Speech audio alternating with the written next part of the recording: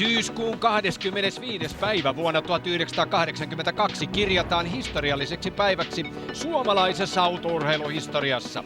Nevadan osavaltio Las Vegas, hillittömän paahtavan auringon alla 26 kuljettajaa valmistautuu kauden päätöskilpailuun. Heidän mukanaan Keijo Keke Roosberg. Tervetuloa mukaan seuraamaan, kuinka suomalaiskuljettaja valloittaa maailman mestaruuden. Pitkä kausi on pian takana, edessä enää mestaruuden kannalta ratkaiseva taistelu. Kahdella kuljettajalla on mahdollisuus mestaruuteen, Keke Roosbergilla ja brittikuski John Watsonilla. Kausi on ollut hieno ja tasaväkinen. 15 kilpailua on takana, kaikkiaan 10 eri kuljettajaa on ajanut ruutulipulle ykkösenä. Yksi heistä Keke Roosberg Sveitsin Grand Prixssä Ranskan Dijonin radalla kuukausi sitten. Eletään aikakautta, jolloin turbomoottorit olivat valloittamassa formulamaailmaa. Nyt startissa mukana 8 turboautoa, muun muassa eturivin Renault, kusken Alain Prost ja René Arnoux. Keken valko-vihreää Williams Ford lähtöruudussa 6 on monien tavoin vielä varustettu vapaasti hengittävällä moottorilla. Tehoerot vapaasti hengittävien turbokoneiden välillä ovat suuret, mutta täällä Las Vegasin kimurantilla radalla tasoerot tasoittuvat. Se on ihan totta. Tämä on niin syherö rata, että nuo mahtavat voimat, mitä noista 1,5 litran turbomoottoreista saadaan irti, niin ne ei oikein pääse oikeuksinsa tällaisella näin kiharalla radalla kuin tämä Las Vegasin Cesar Palacein parkkipaikalle rakennettu moottorirata on. Ja onhan tämä nyt kaiken kaikkiaan aika lailla outo paikka autourheilukilpailun järjestämiselle, mutta toista kertaa viedään täällä kilpailua läpi. Edellisen kerran tällä samaisella parkkipaikalla kilpailtiin noin vuosi sitten ja nyt on sitten toinen kerta vuorossa ja todennäköisesti samalla myöskin viimeinen kerta, kun ainakin toistaiseksi tällä Las Vegasin Cesar Palacein parkkipaikalla ajetaan Formula 1-autoilla kilpaa.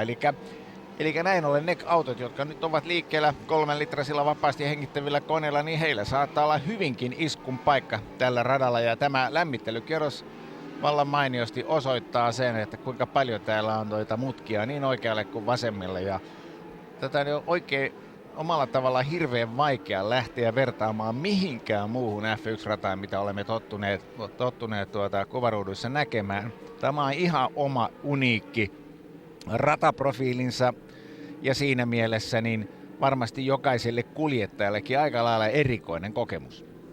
Keke Roosbergille riittää täältä 5. sija, eikä John Watson, pahin kilpakumppani maailmanmestaruutta ajatellen, saa voittaa. Edessä 75 kierrosta ja 273 kilometriä. Radan reunamilla ja tällä alueella 37 asteen, voisi sanoa tulipalokuumuus, radan pinta 60 astetta, pahtava helle.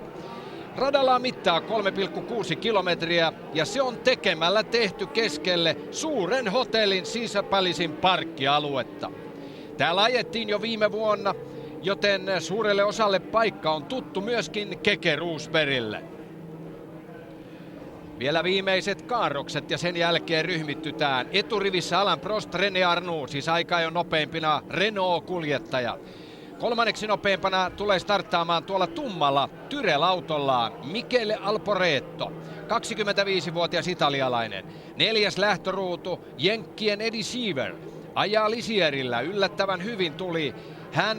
Sitten Riccardo Patrese Brabham BMW:llä 5. lähtöruutu ja sitten Keke 6. lähtöruutuun pian. Tämä 34-vuotias suomalainen ja siellä on jenkkiselostajat jo täydessä tulessa. Liekeissä. Näin tulee Keke. Pikkuhiljaa tällä vaalean vihreällä Williams Ford-autolla. Ja kyllä selvästi ohjaaja tietää, mistä on nyt kysymys. Eli ohjaaja hyvin tietää, että tämä mies taistelee nyt tässä kohtaa maailmanmestaruudesta ja on itse asiassa tuossa mestaruudessa kaikkein vankimmin kiinni. Nimittäin John Watsonin ainoa mahdollisuus on voittaa tänään ja sitä kautta kruunata itsensä maailmanmestariksi. Ja kun hän lähtee kilpailuun 9. lähtöruudussa, niin tehtävä ei ole helppo. Watsonin lähellä edessä Patrick Tambay, 8. ruutu. Mario Andretti 7. lähtöruutu ja Mario Andretti 3. kilpailu tällä kaudella.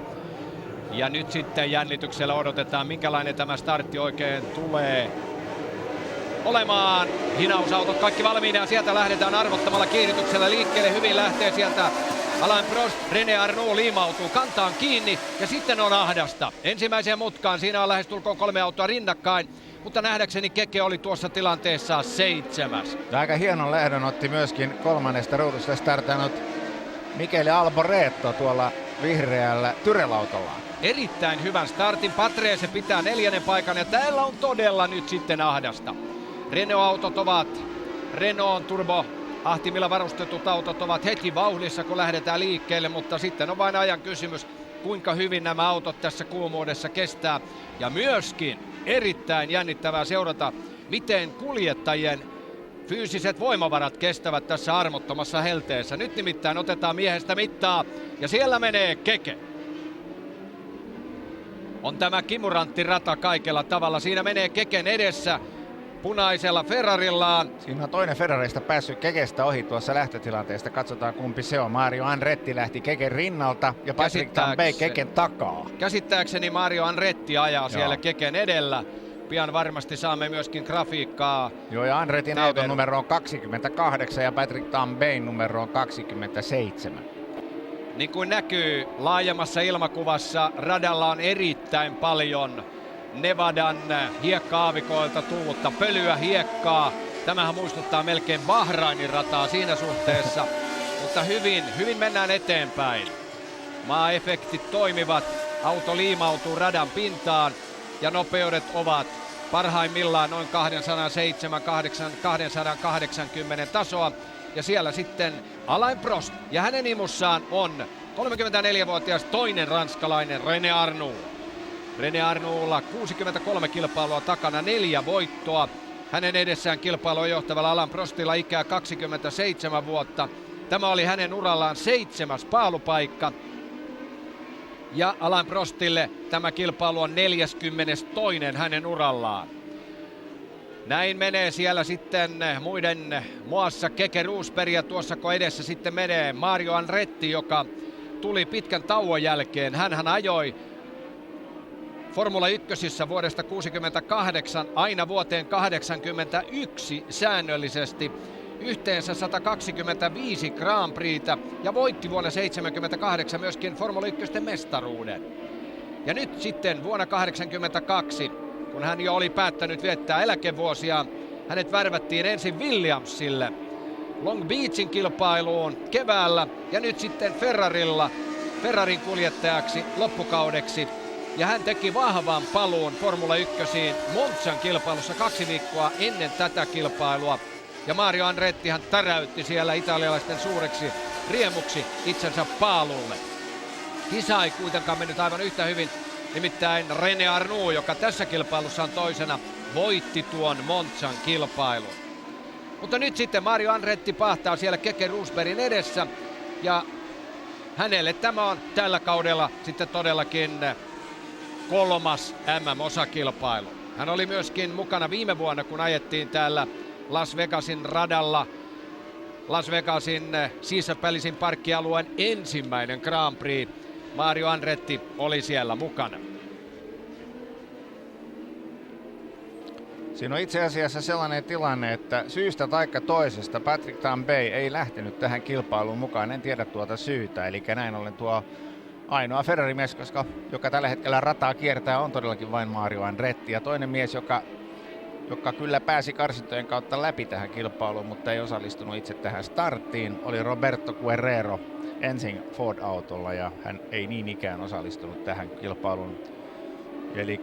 Eli 24 kuljettajaa tällä hetkellä rataa kiertävät ja Renault painavat tuolla kärjessä niin kuin monta kertaa tällä kaudella olemme nähneet aikaisemminkin. Ja on vähän vaikuttaa siltä, että juuri tässä kohtaa niin tämä kilpailu on näiden Renault-kuljettajan välinen kaksinkamppailu tämän kilpailun paremmuudesta, mutta matka on vielä pitkä, jos katsotaan kuinka syherry tämä rata on ja olosuhteet nyt tässä kilpailupäivänä aika lailla armottomat sekä autoille että kuljettajien fyysisille voimille, niin tässä nyt vielä kerkiää tapahtumaan ihan mitä tahansa, mutta kuten nämä korkealta otetut ilmakuvat hyvin kertovat meille kaikille, niin kyse on todellakin vain parkkipaikasta, jonne tämä rata on rakennettu, ja se kertoo omalla hassulla tavallaan siitä skaalasta, kun puhutaan, että Amerikassa kaikki on suurta, niin voidaan todeta, että kyllä pitää olla aika suuri parkkipaikka, että sinne voidaan rakentaa Formula 1-rata.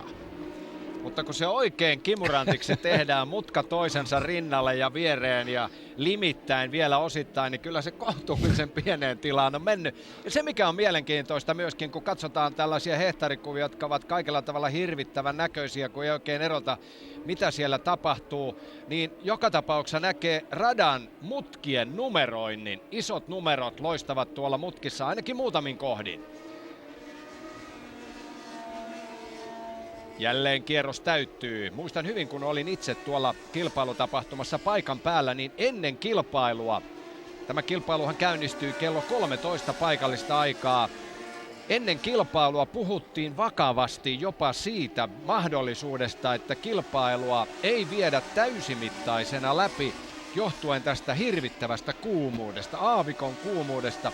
Ja Keke Rosbergkin sanoi, että kyllä hänkin nyt on useampaan otteeseen, no hupsista, se oli aika nopea graafinen vilaus. Mutta se tiedämme, että Arnu johtaa ja Prost on toisena. Aivan. Keke sanoi, että kyllä hänkin on kuumuuteen tottunut, että Brasiliassa hän on ajettu monet kerrat hirvittävässä kuumuudessa Jacarepaguan radalla Rion lähellä, mutta tällaiseen kuumuuteen hänkään ei ole oikein tottunut, että tulee niin kuivaa kuumaa ja ei saa niin kuin millään tavalla vilvoitettua tuota ajamisen riemua ja menemistä tuolla radalla, että tuo pahtava pätsi on koko ajan läsnä eikä millään tavalla ole helppoa. Ja tämä on ollut koko tämän kilpailuviikonlopun ajan voimassa oleva lämpötila, hirvittävä helleaalto ja siellä on nyt sitten jännittävää taistelua Lisierin ja Brabhamin kesken. Siellä taitaa olla Patrese, joka painaa tuossa ja hänen takanaan on Eddie Cheeveri. Eddie Cheeveri tulee sieltä takaa.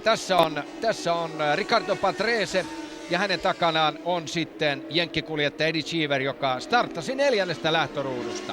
Patrese on noussut hyvin ja siinä tulee nyt sitten numerolla 28 punainen Ferrari ja sitä ajaa Mario Andretti ja hänen takanaan on Keke Rosberg. Ja Keken takaa tulee sitten hallitseva maailmanmestari numerolla 1, Nelson Piquet. Hän tuo sitten toista Brabhamia ja hienosti kyllä nyt sitten Kasinokaupungin ohjaaja tarjoilee meille Keken menoa, mutta ei nämä hehtaarikuvat, no siihen aikaan niitä oli useimmissakin kilpailussa, kun haluttiin varmistaa varman päälle niin, että saadaan mahdollisimman paljon autoja kuviin, niin ollaan välillä sitten tuolla taivaalla.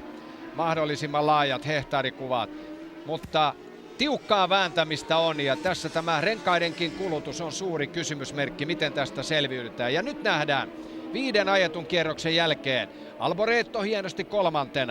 Patrese, Cheever, Andretti ja sitten Keke 7. Aika poikkeuksellista, että 2 amerikkalaiskuljettajaa tällä hetkellä 6 parhaan joukossa ja se on kieltämättä ollut viimeisten vuosien aikana aika harvinaista herkkua Formula 1, että 2 jenkkiä ajaa tuolla aivan kärjen tuntumassa. Onhan siellä nähty aina silloin täällä yksi mies, niin kuin juuri kerroit, että tuolla Monzan kilpailussa Mario Andretti ajoi hienosti palkintokorokkeelle, mutta se, että siellä olisi molemmat jenkit mukana tuolla ihan kärjessä, niin se on aika harvinaista herkkua. Toki nytkin ollaan vasta sijoilla 5 ja 6, mutta hyvä niinkin. Ja tässä Eddie Cheever selvittää asioita. Varmasti tuo haastattelu oli tehty ennen kilpailun alkua ja valitettavasti emme kuulleet siitä yhtään mitään, mutta siinä ainakin näki hyvin päivettynyt Eddie Cheeveri selittämässä asioita. Taisi olla suorassa jenkkilähetyksessä, jossa pieni ajatus heitettiin sinne väliin, mutta siellä mennään. Radalla mittaa siis 3650 metriä ja todella syheröinen. Ja tämä kuluttaa tekniikkaa, tämä vaatii mieheltä kuljettajalta todella paljon. Kilpailun kokonaiskesto on ennakoitu noin tunti 40 ja se on huima rääkki tässä armottomassa kuumuudessa. Siinä mielessä ainutlaatuinen kilpailu, että kaikki kuljettajat, kaikki tallipäälliköt, Bernie Eccleston Brabham tallin päällikkönä mukaan luettuna, asuivat tässä yhdessä maailman kuuluisimmista kasinohotelleista Caesars Palaceissa. Ja mikä hienointa, kaikkina aiempina harjoittelupäivänä, perjantaina, lauantaina aika-ajon jälkeen, kuljettajat tulivat yhtä lailla myöskin tallipäälliköt vaimoineen, tyttöystävineen hotellin uima-altaalla viettämään vapaata.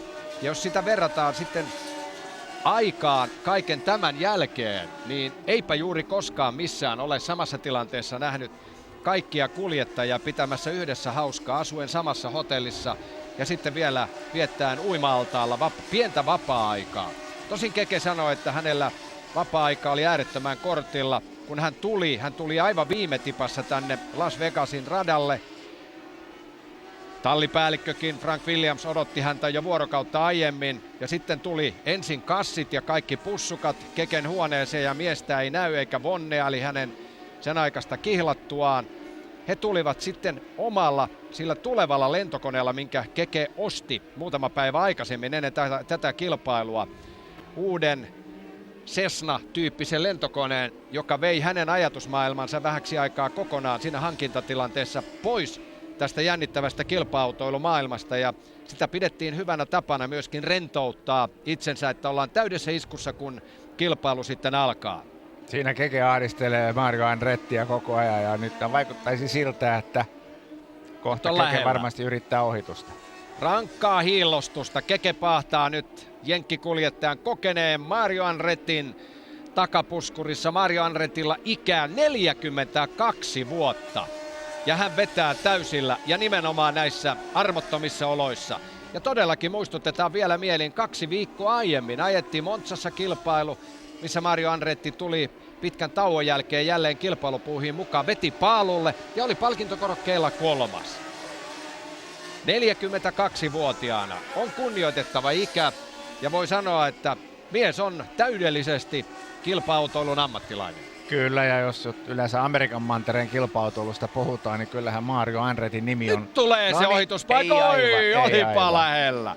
Ei antanut Mario tietää, todella täysverinen kilpa-autoilija. Niin oli sanomassa, että Mario Andretin nimi on vähän niin kuin synonyymi kilpa-autoilulle Amerikassa. Et kun mainitaan Mario Andretti, niin tuskin yksikään jenkki ei tiedä, kenestä puhutaan. Oi, siellä on Nigel Mansell. Mansellin kilpailu päättyy 8 ajetun kierroksen jälkeen ja siinä on ollut pieni yhteenajo, kunhan nyt saataisiin tämä vielä uudemman kerran. Tämä on toinen täysikausi britti Nigel Mansellille Formula 1:ssä. 81 oli ensimmäinen täysikausi ja kaudella 80 hän ajoi muutaman kilpailun, mutta tämä on toinen täysikausi ja se ei ole oikein hyvin mennyt brittikuljettajalta ja tuo pistemäärä, mikä hän on toistaiseksi kerännyt, on aika lailla vaatimaton. Eli 7 pinnaa kaiken kaikkiaan tämän kauden aikana ja siinä britti Nigel Mansell nousee autostaan pois ja jättää sitten tällä erää kilpailunsa kesken. 29-vuotiaana tuossa vaiheessa brittikuljettaja Nigel Mansell. 28. Grand Prix-kilpailu. Ensimmäinen kilpailu vuonna 80 Itävallassa ja ehti pitkän uransa aikana ajaa 187 kilpailua, muun muassa Mika Häkkisen tallitoverina vuonna 1995. Sitten paljon näiden kuvien jälkeen. Kyllä, ja niitä harvinaisia miehiä, joka sitten urallaan onnistui voittamaan sekä Formula 1 maailmanmestaruuden että Champ Car-mestaruuden Amerikan mantereella. Ja ei niitä kovin montaa ole sellaista kuljettajaa, jotka ovat vastaavaan saavutukseen yltäneet. Mario Andretti taitaa sitten olla toinen. Hän on ja oli ja teki tuon saavutuksen paljon ennen Nigel Mansellia. Aivan. Ja nyt jälleen. Siinä on edelleen tuo Ricardo Patrese Eddie Cheever kaksinkamppailu tällä hetkellä mielestäni edelleen miehet taistelevat sijoista 4 ja 5. Renault-kuljettajien väli on jo vähän venähtänyt suuremmaksi, mutta niin näyttää olevan nyt myöskin Mario Andretin ja Keke Rosbergin välinen ero. Mä luulen, että siinä Keke prässäs vähän aikaa Andrettia ja kun ajetaan näissä olosuhteissa pitkään aivan toisen takakontissa kiinni, niin siinä on se vaara, että moottori kuumenee liikaa ja pitää välillä jättää vähän rakoa, että moottori saa ilmaa eikä yli kuumene. Ja esimerkiksi tämä Renault-kaksikko eivät hekään aja ihan toinen toistensa perässä kiinni, vaan siinä on just tommonen sopiva rako välissä ja siitä pystyy vähän tarkkailemaan, mutta kyllä aina näyttäisi nyt jälleen kerran olevan se tilanne, että Keke yrittää ainakin päästä tuohon Andretin imuun ja Kekellähän olisi kaikkein tärkeintä se, että hän olisi kilpailussa vähintään 5. Se nimittäin silloin varmistaisi 100% sen, että hänestä kruunataan kauden 82 maailmanmestari. Ja ainoa mies, joka voi sen estää, on John Watson. Tai ei ole näkynyt kuvissa lainkaan. Ei ole toistaiseksi ollut kuvissa ja ennen kaikkea... Vilahtiko juuri siinä? Nyt siellä on vaikeuksia numerolla 26. Jacques Lafitte. Jacques Lafitte, toinen Ligier-tallin autoista, jää radan reunaan. Näin Jacques Lafitte, kokenut kuljettaja, 38 vuotta hänelläkin jo ikää. Hän parkkeeraa tuonne ja varmasti voi ehkä huokaista helpotuksesta, että tämä tuskien taival tässä armottomassa kuumuudessa päättyy nyt sitten vaikkapa tekniseen vikaan. Siellä menee Andretti ja Keke Rosberg hiillostaa takana. Tässä Andretti.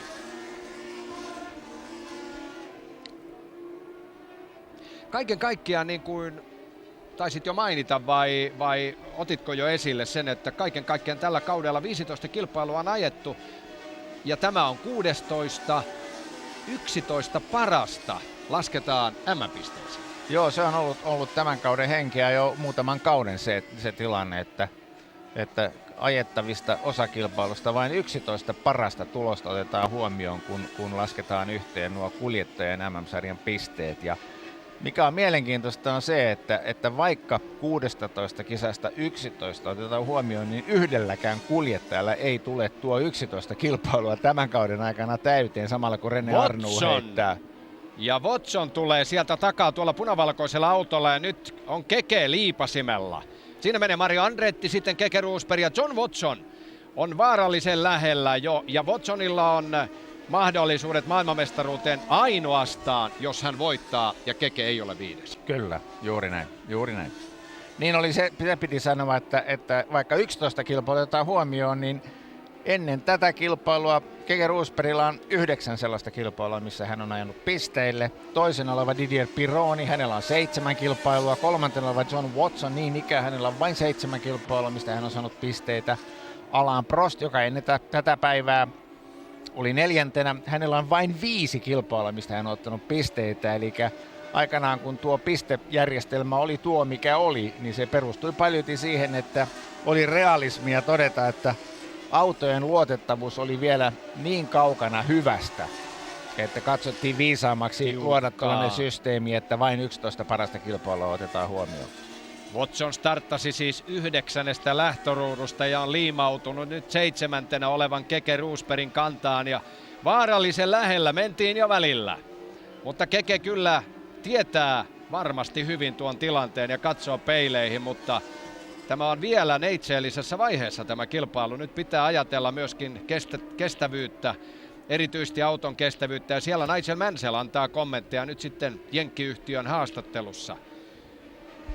Andretti, Rosberg, Watson. Siinä on nyt se kaikkein jännittävin taistelupari, jossa järjestys voi vielä keikahtaa minkälaiseksi tahansa. Andretti on siis tässä vaiheessa 6. Keke 7, Watson 8, mikäli ihan oikein tuota järjestystä tuosta muistelen. Andretti menee se on juuri näin, Matti. Että siinä Keke on tällä hetkellä 7. ja Watson 8. ja Andretti ajaa siinä Keken edellä 6. sijalla. Ja täällä menee kärkikaksikko Arnoux Prost. Arnoulla on Monzan voitto taskussa 2 viikon takaa ja nälkeä olisi vielä pistää sinetti tämän kauden päätteeksi. Nimittäin Arnoux on allekirjoittanut sopimuksen Ferrarille 2 viikkoa sitten Monzan kilpailun yhteydessä. Hän jättää Renault-tallin ja haluaisi varmasti jättää hienolla sinetillä voittamalla vielä tämän kilpailun, mutta hänen edessään on Alain Prost. Nyt siinä on siinä Prost ahdistelee Arnouta kyllä nyt siihen malliin, että Alain Prost haluaa päästä kilpailussa kärkeen. Vai onko toisin päin niin, että Prost siellä johtaa ja Arnoux on toisena?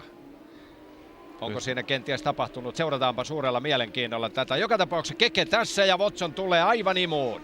Kerrotaan se, että Alain Prostin numero on 15 ja René Arnoux on 16. Ja jos tuolta nyt vaan nuo numerot näkyisi vähän paremmin, niin Williamsille täytyy hattua nostaa. Tuossa Williams-auton sekä nokassa että kyljessä tuo numero näkyy mainiosti. Samoin McLarenilla Kyllä. Tuossa näkyy tuo Watsonin numero 7 Kyllä. kohtuullisen hyvin. Ja Renault-autoissa se loistaa lähinnä tuolla takasiivekkeessä ja näistä kuvista sitä saa suurella kiikarilla hakea eikä silti löydy. Aivan. Joo, näillä silmillä ei näe. Muuta kuin kakkulaa vaihtamalla. Joo, niin. lähinnä mielestäni Rene Arnu ajaa täysin valkoisella kypärällä ja Alain Prostilla on nuo Ja trikolorin nyt värit. Ja nyt John Watson. Oi, se tapahtui kohtuullisen helpolla vielä. Kyllä, mutta Eihän siinä ole mitään menetettävää. Ei, ja täytyy vielä. muistaa se, että Keken kannattaa tässä kuitenkin pelaa aika lailla niin kuin varman päälle tätä peliä ja huolehtia siitä, että tuo autonsa aina maaliin asti. Se on paljon tärkeämpää tässä tilanteessa. Ja ikään kuin tarkkailla tilannetta, ja nyt hänellä on siihen tilaisuus. Hän tietää, missä John Watson rataa kiertää, ja jos ei John Watson pysty nousemaan ihan tuonne kärkeen, niin se sitten riittää Kekelle. Aika hyvin on kyllä Mario Andretti pystynyt pitämään hyvän rytmin päällä. Ja nyt sitten on mielenkiintoista katsoa se, että mitä tapahtuu, kun John Watson liimautuu Mario Andrettin perään. Mutta ei vielä huolta. Sen sijaan siellä edellä vilahti jo Eddie Cheeverin ja Ricardo Patresen välinen kaksintaistelu. Onko Eddie Cheever jo onnistunut ohittamaan Patresen? Ohjaaja sitä meille ei nyt näköjään ehtinyt näyttää. Mutta pianhan se selviää, kun tätä kilpailua tässä katsotaan. Ei vielä. Kyllä siinä valkoinen Brabham ajaa edelleenkin tuossa. Ja jälleen Eddie Cheever tulee tuolta, mutta ei onnistu siinä ohituksessa. Sen sijaan Mario Andretti tulee hyvin lähelle. Watson siinä. Sitten Keke. Keke on 8. Kyllä, aika hyvin nipussa tuo porukka on tällä Erittäin hetkellä. hyvää kilpailua tarjoavat nämä suuret sankarit. Joo, ja se on mielenkiintoista muuten tällä kaudella ollut tuo McLaren-autojen tapa käyttää noita Michelinin renkaita. Yhdellä nopealla kierroksella on aika, jossa suuria vaikeuksia, mutta sitten kilpailussa, kun kilpailu on vähän tullut vanhemmaksi, niin renkaat ryhtyvät toimimaan paremmin ja paremmin. Ja jos ajatellaan, että kuitenkin esimerkiksi tämä porukka, Renault-porukka, ne ajaa täsmälleen samanmerkkisillä renkailla. Siinä numerolla 15 hyvä lähikuva kertoo meille. Prosthan siellä vie joukkoa. Joo. Ja hänen takanaan tulee sitten René Arnoux, Michele Alboreto, sitten Patrese, Eddie Cheever, John Watson ja Keke Roosberg. Oliko Mario Andretti, sanoinko Mario Andretin? Mario Andretti tietysti on siellä sitten Watsonin edellä ja tuossa Evan takana. Onko niin, että todellakin Prost, on... Arnoux, Alboreto, Patrese, Cheever, Andretti. Siinä 6 kärki, kun on 15 kierrosta ajettu. Mutta nyt kun katsomme tätä Watsonin menoa, niin oliko niin, että hänen edellään on sitten jo tässä Eddie näin Cheeveri. Eddie Cheever ja Kyllä. siinä edellä sitten myöskin tässä menee Michele Alboreto. Kyllä. Saamme hänet pitkästä aikaa tai oikeastaan ensimmäistä kertaa oikein kunnolla kuviin. Tämä italialainen Eli Prost, kolmantena. Arnoux, Alboreto. Ja niin kuin näkyy, niin Arnoun kypärä on täysin valkoinen. Ja tuolla Alain Prostilla on sitten vähän noin trikolorin värit siinä koristamassa hänen kypäränsä. Nyt tulee kierroksella varvattavaksi jo siellä irlantilainen Tommy Brunet, 24-vuotias kuljettaja. Lähti kilpailun viimeisestä lähtöruudusta numero 33, mutta vielä palaan tuohon äskeiseen havaintoon. Oliko mahdollisesti John Watson jo päässyt ohittamaan edessä ajaneen Mario Andretti? Saattoi olla. Pian varmasti saamme sitten lisää grafiikkaa. Tuossa menee nyt sitten Kyllä, siinä menee. Watson. Siinä menee Watson ja ahdistelee nyt jo Patresea. Kyllä. Watsonilla on aivan hirveä vauhti päällä ja niin kuin kerroit näiden renkaiden ominaisuuksista, niin Sitä mukaan kun matka vanhenee. etenee ja radan pintaan jää enemmän kumia, niin näyttää siltä, että tämä McLaren-auto toimii Michelin renkaalla paremmin ja paremmin. Sen sijaan Renault-talli, joka käyttää samaa rengasmerkkiä, niin he saavat ne yleensä toimimaan huomattavan paljon nopeammin. Ja nyt siinä Eddie Cheever yrittää vielä ankarasti päästä John Watsonista ohitse, mutta Watson onnistui. Watson onnistui jälleen parantamaan yhden sijaan. Ja kuka siellä oli? Oliko Derek Daly?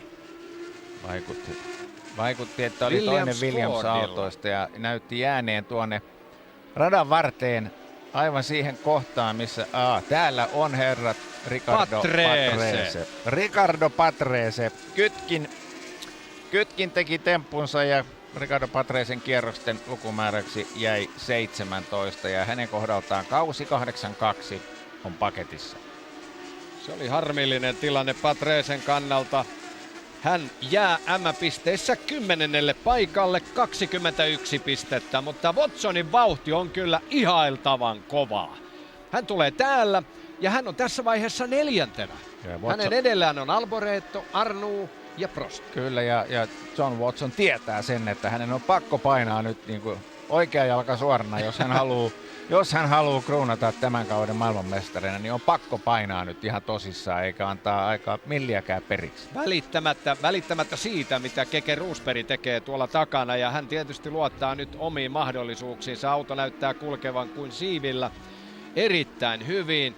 Watson on motivoitunut, ajaa hurjalla tempolla, ja täällä taistellaan nyt kilpailun kakkospaikasta. Kyllä, siinä Rene Arnoux yrittää mennä karkuun ja Michele Alboreto tulee perässä, ja Michele Alboreton kohdalla täytyy todeta, että kertaakaan aikaisemmin italialaiskuljettaja ei ole Grand Prix-kilpailuja vielä voittanut, ja tietysti sekin on yksi ajatus, joka takoo miellyttävän Alboreton päässä tällä hetkellä.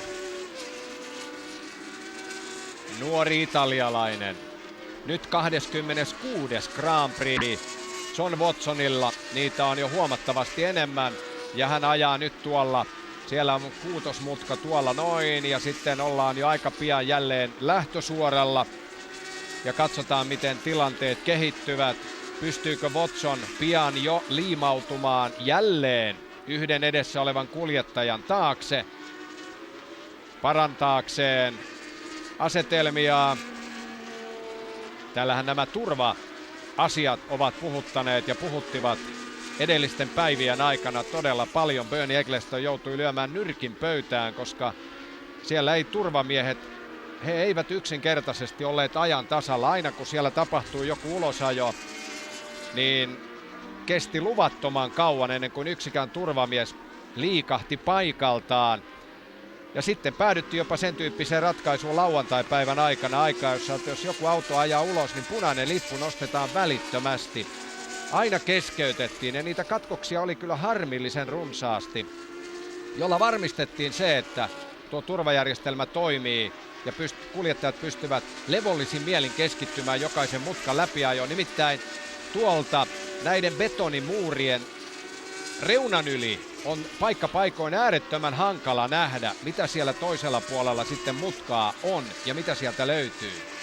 Ja tässä suhteessa onneksi mitään todellisia vaaramomentteja ei nähty. Yhden kerran muistan, kuinka itsekin hyökkäsin betonimuurin taakse, kun Jean-Pierre Jarier ajoi pahasti seinään ja etupyörä lähti irti ja lähti rajulla tavalla pomppimaan suoraan kohden katsomo-osaa, missä itsekin olin, tai lehdistöaluetta. Mutta onneksi se pysähtyi siihen betonimuuriin eikä enää kimmonut sieltä sitten katsomoalueelle. Se oli hyvin vaarallisen oloinen tilanne ja sittemmin monien näiden kaikkien vuosien aikana nyt sieltä tulee Arnoux varikolle. Renkaathan on vaijereilla kiinni, ne eivät enää irtoa, eivät sitten kovimmassakaan tilanteessa. Tämähän tietää nyt sitä, että Watson nousee pykälää korkeammalle ja Keke Roosberg yhtä lailla nousee pykälää korkeammalle. Arnoux kakkospaikalta varikolle.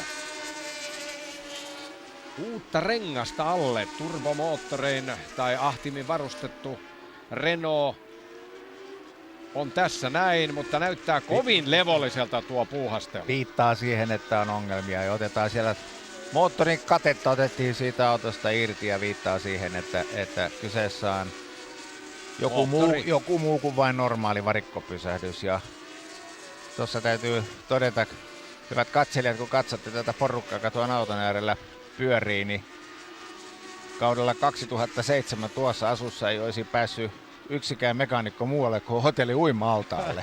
Aivan. Täällä ollaan teepaidoissa ja shortseissa, niin kuin näkyy. Kyllä. Todella niin kuin polttoaineherkkyys, kaikki tällaiset tulipalovaarat ovat ilmeisiä, vaikkakaan tankkausta ei 82 ollut, mutta siitä huolimatta vaarallisten elementtien ja vaarallisten asioiden kanssa ollaan tekemisissä. Mario Andretti. Ja kuinka pitkään sitten kestää Mario Andretin taival? Ankaralla tempolla hän puhaltaa eteenpäin ja Rene Arnoux istuu siellä ja toivoo parasta, että vielä voitaisiin lähteä liikkeelle, mutta huonolta näyttää. Siellä menee Watson ja täällä tulee Andretti ja Keke Roosberg. Kekellä siis M-pistetaulukossa johtopaikka, ajettu 15 kilpailua, 44 pistettä. Hänen takanaan jaetulla samalla pistemäärällä 39 pistettä Didier Pironi ja John Watson. Ja nyt nähdään tuo tilanne sitten, kun 21 kierrosta on ajettu. Niin itse asiassa Tässä on väärät pisteet. Oikeat pisteet on 42 Keke Roosbergille. Didier Pironilla on tuo 39 ja John Watsonilla 33. Ja nyt sitten jännitetään, minkälaiseksi tuo pistetaulukko kaiken kaikkiaan muotoutuu vielä tämän kilpailun jälkeen. Ja samalla kun katsomme näitä laajoja kuvia tässä, niin on hyvä todeta myöskin Keke Roosbergin kausi 82. Ensimmäinen kilpailu Williams Fordilla ajettiin Etelä-Afrikassa. Siellä Keke oli 5. Toinen kilpailu Brasiliassa, hän tuli maaliin toisena, mutta hänet hylättiin. Vauhti oli kuitenkin kovaa. USA Long Beach ja Belgia. Zolderin kilpailu. Keke toinen. Zolderissa Keke taisteli pitkään voitosta, mutta ei päässyt vielä. Siellä John Watson otti niskalenkin aivan viimeisillä kierroksilla ja nirhasi Keken haaveen. Yhteen ajo Monakossa. 4. tila tuli USA Detroitin kilpailussa. Vaihdelaatikko petti tuolla Kanadan osakilpailussa. Keke oli 8. Hollannissa Keke oli 3. jälleen palkintokorokkeelle. Polttoainejärjestelmä petti Silverstonein kilpailussa samaisena vuonna, eli eletään tätä vuotta 82. Ranskan kilpailussa Keke oli 5. Paul Ricardin radalla Le Castelliessa. Ja Prostille nopein kierrosaika nyt täällä kauden päätöskilpailussa. Saksassa Hockenheimissa jälleen Keke palkintokorokkeella 3. Itävallassa 2. Ja sitten se odotettu ensimmäinen voitto, se tuli kuukausi sitten ennen tätä kilpailua. Sveitsin Grand Prix, Ranskan Dijonin radalla, hienon kilpailun jälkeen. Italian Monzassa toiveet murenivat. Kekellä oli mahdollisuus varmistaa maailmanmestaruus jo Monzassa, mutta siellä mikään ei mennyt putkeen. Hän oli 8. Ja nyt sitten ajetaan tätä Las Vegasin kilpailua. Ja mikä mielenkiintoisinta, yhtään kilpailua Keke ei koko urallaan ole voittanut paalupaikalta. Ja tämänkin paalupaikan, minkä hän ajoi kaudella 82 Isossa Britanniassa Brands Hatchissa, Keke oli polttoainejärjestelmän rikkouduttua 13. Lähti paalupaikalta. Siinä Mario Andretti ohitti Tommy Byrnen kierroksella ja Keke taisi tehdä saman tempun heti kohta jenkkikuljettajan perään. Ja tässä painavat sitten Mario Andretti ja Keke Roosberg peräkkäin rataa ympäri ja kierroksia on nyt ajettu 23 tai 24, ihan tarkkaa lukua en pysty kertomaan, mutta 22-23 kierrosta on tässä kohtaa lakkirissa ja toistaiseksi keskeyttäneitä kuljettajia on jo 4. Jacques Lafitte, Nigel Mansell, Ricardo Patrese ja René Arnoux ovat kaikki joutuneet jättämään kilpailun kesken. Las Vegasiin kiirehti syyskuun viimeisinä päivinä, jolloin tätä kilpailua ajettiin melkoinen joukko myöskin suomalaismediaa ensimmäisen kerran oikeastaan koko kauden aikana ja viimeistään tässä vaiheessa sitten eri puolilla alettiin uskoa siihen, että Keke on kovan luokan kuljettaja. Hän on todellakin voittamassa maailmanmestaruuden Formula 1 ja tämä kilpailu oli käänteen tekevä, voisi sanoa suomalaisessa urheiluhistoriassa, erityisesti autourheiluhistoriassa. Autourheilu nousi sille jalustalle, mille Keke olisi toivonut jo autourheilun sijoittuneen monia vuosia aiemmin. Ja mikäli oikein muistan, Keken ajoura kesti jo tähän päivään asti noin 18 vuotta. Hän ajoi eri puolilla maailmaa ja teki uraa nimenomaan kuninkuusluokan maailmanmestaruuden eteen. Ja nyt me olemme todistamassa tätä hienoa näytelmää, miten Keke sen tekee ja miten Keke sen otti. Mario Andretti nyt liipasimella.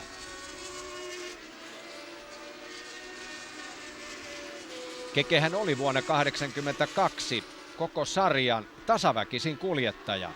Eli maailmanmestaruuden tavoittelussa ei voida millään tavalla puhua sattuman summasta.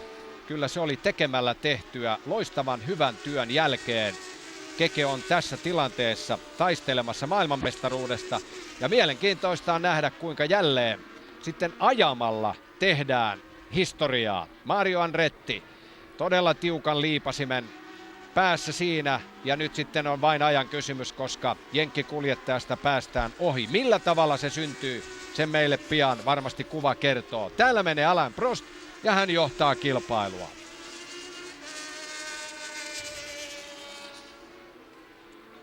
Ja todellakin kun verrataan Formula 1 tapahtumiin kaikkien näiden hienojen kuvien ja tapahtumien jälkeiseen aikaan, niin vastaavaa ei kovin montaa kertaa ole koettu, että saman vuoden aikana ennen tätä 10 eri kuljettajaa on voittanut. Prost 2 kilpailua, Niki Lauda 2 kilpailua, Didier Pironi 2 kilpailua, John Watson 2 kilpailua, niin ikään myöskin René Arnoux 2 kilpailua.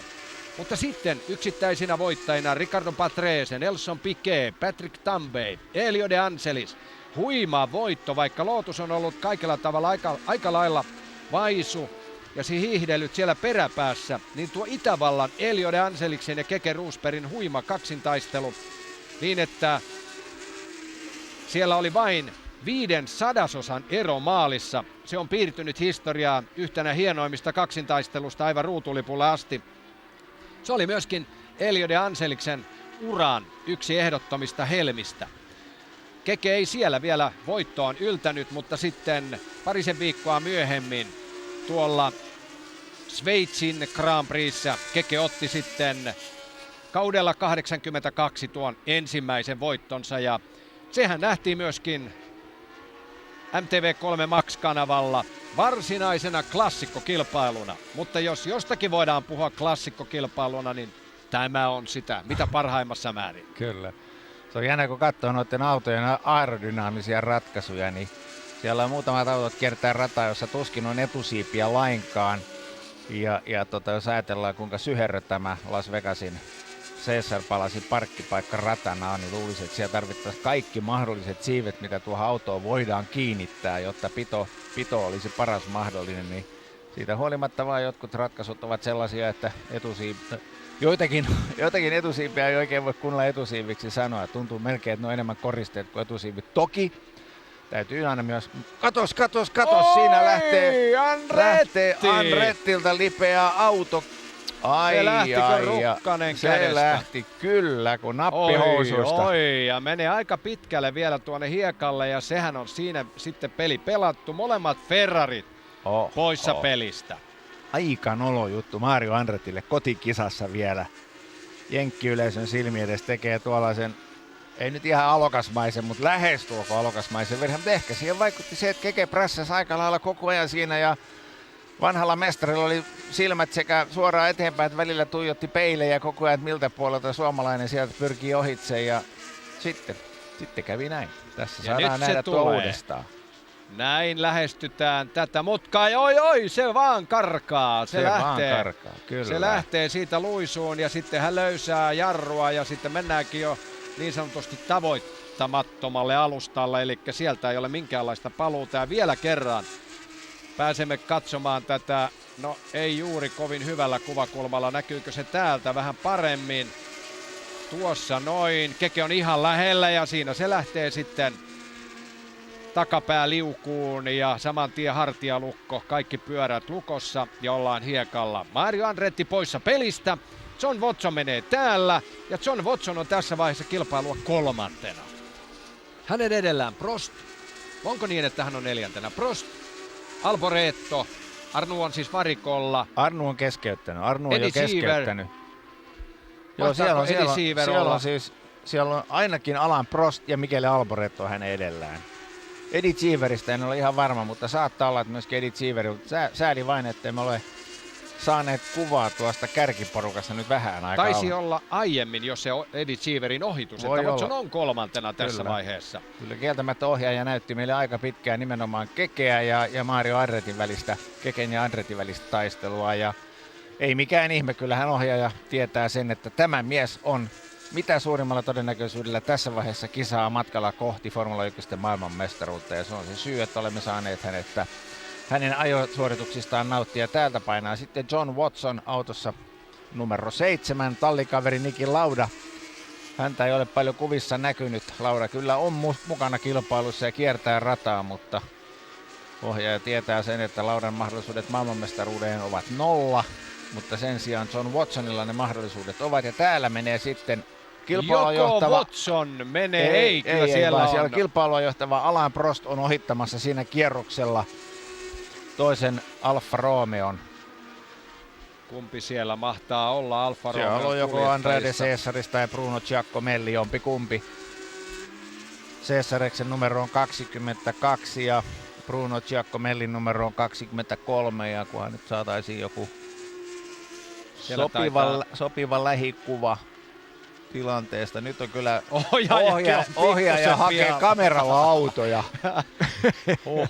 hetken aikaa. Ja siellä menee nyt Alfa Romeo tuossa ja Alain Prost hakee ohituspaikkaa. Näin siellä on numero 23 ja se on Giacomelli. Joo.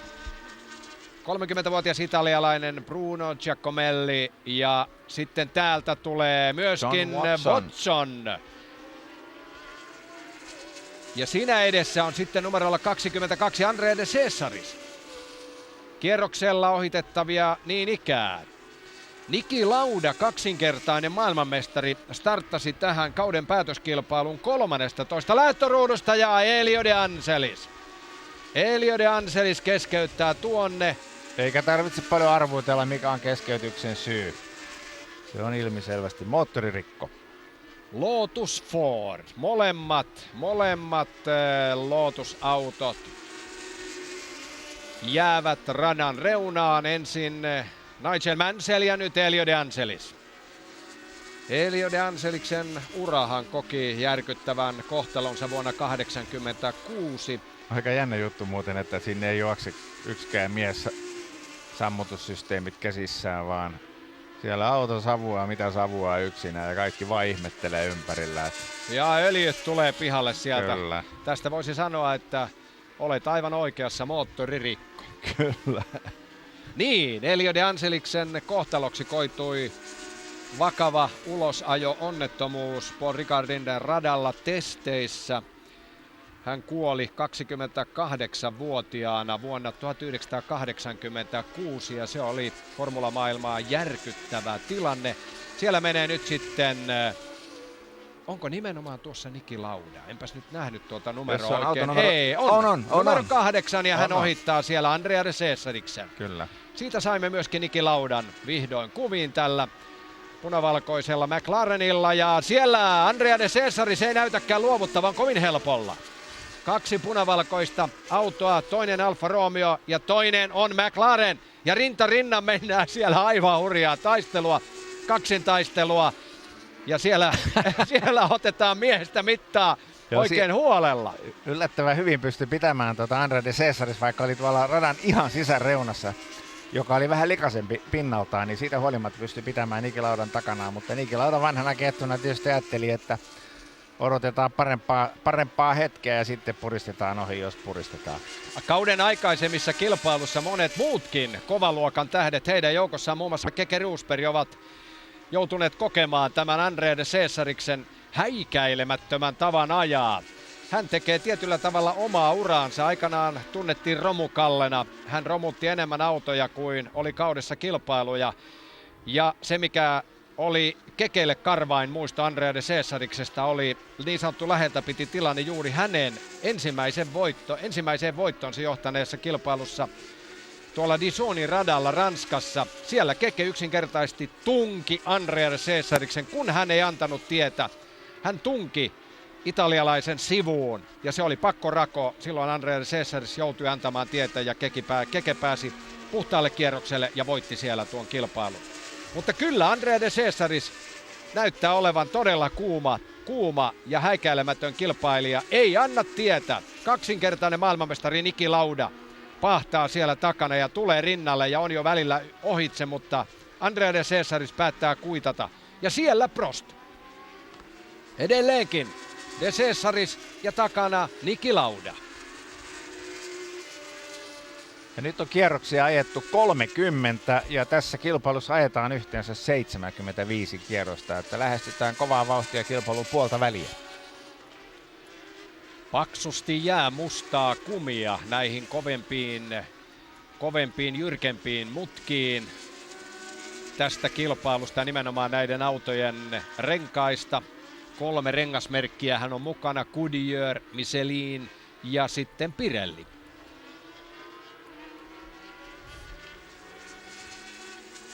Alfa Romeo vastaan McLaren. Ja McLaren autossa Fordin moottori siellä takana, samoin kuin Williams-autoissa. Vapaasti hengittäviä ovat nämä molemmat autot, jotka täällä menevät. Käsittääkseni myöskin Alfa Romeo vapaasti hengittävällä moottorilla. Tehdäänpä pieni tarkistus vielä siellä. Alfa Romeo. Joo, kyllä. Kyllä vapaasti hengittävä Alfa Romeo 3-litrainen V12-kone. Elettiin sitä aikaa, että aika monet koneista oli myöskin 12-sylinterisiä koneita. Muun muassa Matralla oli sellainen, Alfa Romeolla oli sellainen ja Ligierillä oli sellainen. Eli no ei Ligierillä, hetkinen, tarkistetaanpa sekin. Ja Ligierillä oli niin ikään kyllä V12, eli 12-sylinterinen kone. Ja sitten näitä tällaisia tallia, joilla tuo homma oli, ja uskottiin siihen, että Ford Cosworth DFF 3-litrainen V8 on se ainoa oikea ratkaisu, ja sillä on Williams-talli tämän kauden porskutellut menemään, ja vaikka aika monella radalla on jouduttu antamaan tasoitusta näille turbokoneille, niin sitten näillä syheröillä radoilla, niin se on ollut mainio kone edelleen, vaikka kuljettajat itse vähän väliä aina toistavat sitä, että kun olisi vähän enemmän voimaa käytettävissä. Ja tämä kaksikkamppailu sen kun vaan jatkuu. Ja nyt se onnistuu. Nyt se onnistuu. Niki Lauda pistää siitä näin. Ja meneekö menojaan vai vieläkö haastaa? No nyt siinä tulee sitä eroa jo sen verran, että ei taida enää Andrea de Cesaris ehtiä tuohon kiihdytykseen mukaan. Ja nyt tuo taulu kertoo meille, että kierroksia on ajettu 33. Ja Alain Prosti nopein kierros 1.20 ja rapiat päälle nimenomaan kierroksella 33. Ja täytyy aina muistaa se, että noita nopeampia kierroksia ajetaan sen takia, että autot kevenevät koko ajan ja tätä kautta tulee mahdollisuus ajaa nopeampia kierroksia. Radan pinta ajaa enemmän kumia, se niin ikään edesauttaa noiden nopeimpien kierroksien ajamista. Eli nyt olemme hyvin lähellä puolta väliä tätä kilpailua. Kauden viimeistä osakilpailua täältä Las Vegasista, Yhdysvalloista, joka tulee ratkaisemaan tämän kauden 82 kuljettajien maailmanmestaruuden. Siellä vilahti jälleen Keke Roosberg ja täällä menee sitten Niki Lauda. Numerolla 8 Niki Lauda, McLaren kuljettaja. Niki Laudalle tämä on 10. kausi jo Formula 1:ssä. Vuoden 75 ja 77 maailmanmestari ja ajoi urallaan kaiken kaikkiaan 171 Grand Prix-kilpailua. 3. mestaruuden Niki Lauda voittaa sitten vuonna 1984, 2 vuoden kuluttua.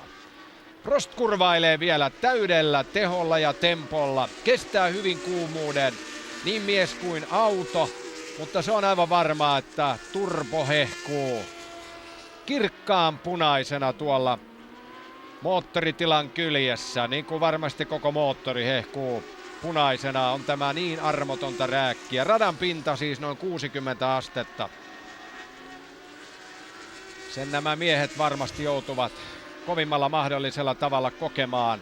Ja kenen kunto kestää sitten aivan maaliin asti? Kuka ja ketkä ovat ne, jotka nousevat palkintokorokkeelle ja sijoittuvat tämän pisteille? Vieläkin olemme aika lailla varhaisessa vaiheessa arvioimaan sitä.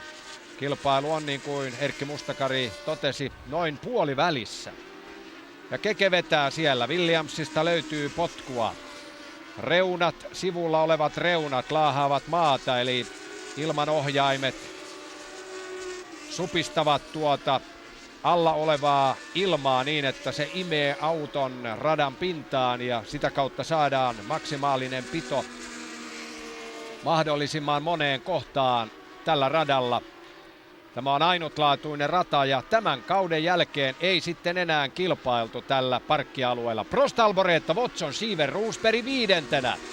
Ja Watsonin ero kärkeen kuitenkin melkein puoli minuuttia, eli runsaat 27 sekuntia ja on se aika kova urakka nyt John Watsonille tapella tämän kilpailun voitosta. Toki emme voi tietää, mitä siellä kärjessä tulee vielä tapahtumaan ennen kuin nämä kaikki kierrokset on saatu ajetuksi. Ja kuten olemme nähneet, niin René Arnoux Toinen Renault-kuljettajista on jo joutunut jättämään kilpailun kesken, ja vaikka Alain Prost siellä kärjessä hyvin näyttää edelleen vetävän, niin mistä sen tietää, mitä hänelle tapahtuu. Ja sitten siellä on enää sen jälkeen, jos Prostille jotain tapahtuu, niin ainoastaan Michele Alboreto John Watsonin edessä. Ja toki me tiedämme sen, että vaikka John Watson tämä kilpailu voittaisi, niin Kekeille maailmanmestaruuteen riittää tästä kilpailusta 5. sija. Siellä vilahti kuvissa myöskin autolla numero 35 ajava 28-vuotias brittikuljettaja Toleman Hart. Turboratkaisulla varustettu auto. Hän on Derek Warwick. Derek Warwick, joka pahtaa siellä nyt, mutta ei ole suurempia toiveita hänellä sijoittua M-pisteille. Hän on aika lailla kaukana ja hänet varvataan siellä pian kierroksella. Derek Warwick, tämän kauden pistesaldoa kun kokonaisuudessaan katsotaan, niin eipä sieltä juuri hänen nimeänsä löydy. Derek Warwick Tolemanilla ei ole saalistanut yhtään M-pistettä. Eli ei ole kertaakaan yltänyt 6 nopeamman joukkoon eri osakilpailuissa. Eli kyllähän noita aika monta miestä on. Siellä on peräti 26 miestä, jotka ovat keränneet pisteitä tämän kauden aikana. Heistä viimeisenä Chico Serra. Kyllä. Fittipaldin autolla. Kyllä. Näin menee siellä Michele Alboreto. Hän ajaa numerolla 3 ja Tyrelli on yllättävän vahvassa iskussa täällä Las Vegasin radalla, sisäpälisin radalla. Jo perjantain vapaissa harjoituksissa monet hieraisivat silmiä, niin kuin Kekekin sanoi, kas poikaa. Veti aika hyvän ajan. Oli silloin ensimmäisessä vapaissa harjoituksissa nopein. Kyllä. Ja siinä suhteessa tämä ei ole millään tavalla yllätys mukana oleville kuljettajille, että Tyrell kulkee näin hyvin myöskin tässä kilpailussa, sillä vapaissa harjoituksissa ajettiin myöskin raskaalla polttoainekuormalla. Ei pelkästään ihan kevyellä autolla hakien aika-ajoon parasta sijoitusta, vaan siellä ajettiin myöskin kilpailuvarusteisella autolla. Alboreto oli aika-ajossa 3. ja nyt hienosti tässä vaiheessa toisena. Joo, ja Alboreton taidoista kertoo nimenomaan se, että hän oli todellakin aika-ajossa 3. ja lähti tähän kilpailuun 3. lähtöruudusta, kun tallikaveri Brian Henton oli vasta 19 aika-ajossa, ja se kertoo sen, että kyllä italialainen Alboreto on rattimies parhaasta päästä. Talli on tehnyt kaiken mahdollisen satsauksen Alboreton menestyksen eteen nimenomaan tässä kilpailussa. Ja tuossa vierellähän tuo komea Caesar Palacein betonipunkkeri näkyy. Valtavan suuri hotellikompleksi, jonka sisällä on sitten väriä vaikka muille jakaa. Useita eri ravintoloita ja sadoittain tyylikkäitä hienoja huoneita, missä kaikki kuljettajat todellakin asuivat yhdessä ja samassa hotellissa. Ja viettivät sitten pientä vapaa-aikaansa muun muassa hotellin ison uima-altaan äärellä tyttöystävineen ja vaimoineen. Siellä oli hyvin riehakas ja voi sanoa, että näin maalikonkin silmään aika vaikuttava tunnelma, kun näkee nämä kuljettajat, aikamme suuret gladiaattorit, viettämässä pientä hauskaa. Muun muassa heidän mukanaan Bernie Ecclestone. Kyllä. No ei tässä kun katselee näitä kuvia täältä Las Vegasin parkkipaikalle rakennetulta radalta, niin ei tässä kyllä oikein mistään suuremmasta visuaalisesta nautinnosta voi puhua, kun katselee, että näiden syheröiden välissä ei oikeastaan ole mitään muuta kuin harmaata, ruskehtavaa hiekkaa. Ja siinä kaikki. Ainoa väri, minkä tämä kilpailurata tarjoaa yleisölle, ovat lähinnä nuo mainoskyltit, joka omalla tavallaan on niin kovin tyypillistä Las Vegasillekin. Eihän siellä väriä ole oikeastaan missään, kun koko kaupunki on rakennettu keskelle erämaata, mutta sitten kun tulee ilta ja me emme näe tätä rumuutta, niin näemme vain nuo kirkkaat ja vilkkuvat ja liikkuvat valot, niin silloinhan Las Vegas on parhaimmillaan. Se on totta. Watson ajattelee varmasti myöskin näitä vilkkuvia valoja siellä ja toivoo, että edessä tapahtuisi pientä draamaa. Ja siinä nyt siellä Niki Lauda. Mutta kyseessä ei ole Keke, vaan Derek Dalyn ohittaminen. Onneksi näin. Williams-kuljettajasta mennään ohi ja Niki Lauda nousee 6. Derek Daly oli tuossa vaiheessa 6, mutta nyt siellä on Lauda. 7. on Daly. Derek Daly Keken tallitoveri lähti tähän kilpailuun 14 lähtöruudusta. Ikä hänellä 29 vuotta ja kotimaa Britannia. Tuohon Derek Daleyyn liittyy hauska tarina, kun olin itse paikan päällä Monzassa edellisessä kilpailussa ja olimme sitten sen varikkoalueen ulkopuolella ja kun sitten pressipassilla olin sinne tunkemassa itteni jälleen tuonne varikkoalueelle, niin edessäni kulki Derek Daley Williamsin kuljettaja ajohaalareissa, mutta hänellä oli jäänyt tuo kuljettajille kuuluva passi jostain syystä jonnekin muualle kuin omaan kaulaansa ja italialaiset järjestysmiehet siellä sanovat, että tuolla punapäillä ei ole mitään asiaa varikolle. Mies yritti, Derek Daley yritti selittää, että vaan Williamsin kuljettaja, että joo, niitä on riittänyt täällä näillä porteilla aamusta alkaen näitä Williamsin kuljettajia. Ja no kyllä siinä sitten asiasta selvittiin sillä lailla, että joku oli todistamassa, että ihan oikeasti kyseessä on Derek Daley ja Williams oli toinen kuljettaja, mutta aika hauska tilanne. Siihen aikaan ei ollut kännyköitä, että olisi voinut soittaa pienellä kännykällä vähän apuvoimia. Ja muutenkin ne tarinat, jotka liittyy Monzaan, miten erilaisilla konsteilla ihmiset ovat menneet kisapaikalle ilman pääsylippua, niin siitä voisi melkein oman kirjan kirjoittaa. Tulee vaan mieleen, että eräs tarjoilija, jolla oli tarjotin kädessä, siinä champagnepullo ja 2 lasia. Hän sanoi portilla, että hänet tilattiin tänne ja hänen pitäisi viedä nämä champagnejat jollekin tallipäällikölle ja mies kuulemma mukaan pääsi sisään. Heitti ilmeisesti champagnepullossa olleet veden roskiksi ja meni sen jälkeen katsomaan seuraamaan kilpailuja. Toinen keventävä tarina kertoo rekasta, joka oli parkkeerattu aivan siihen Monzan portille. Ja sinne viitattiin sisään kaikkia moottoripyöriä. Ja niitä tuli 20 pyörää sinne ja ne maksoi kaikki oman parkkilipun siinä. Ja sitten lähdettiin kisaa katsomaan ja kun tultiin kisan jälkeen pois, niin ei ollut rekkaa enää. Eikä moottoripyöriä. Eikä moottoripyöriä. Vain Monzassa voi olla tämän tyyppisiä legendaarisia tarinoita. Kyllä. Ja tämä tarina on tosi. Kyllä.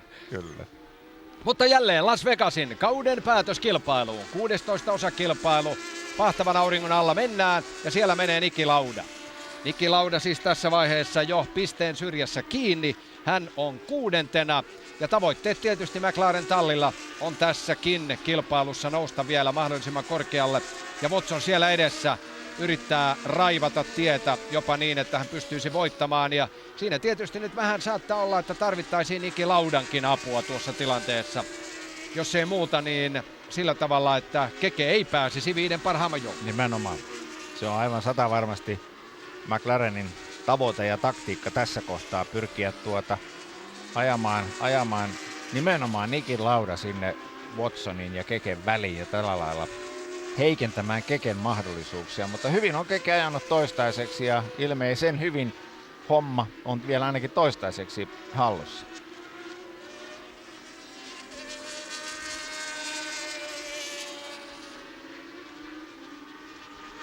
Tiukkaa tuskaista taistelua. Siellä menee Keke Roosberg, helle paahtaa. Kaikilla kuljettajilla on juomapullot tuolla autossa, mutta ne on tässä vaiheessa jo tyhjennetty. Olisi tyhjennetty moneen kertaan, kertoi Keke kilpailun jälkeen. Syömiestä siellä menee sitten kilpailun johtava Alain Prost ja täällä tulee Niki Lauda. Niki Lauda on siis 6. Keke Roosberg on 5. ja tuo paikka riittää, jos Watson vaikka voittaisi. Nimenomaan. Keke tietää sen, että jos hän pitää tuo 5. paikan, niin on yhden tekevää, mitä muut kuljettajat tässä kilpailussa tekevät.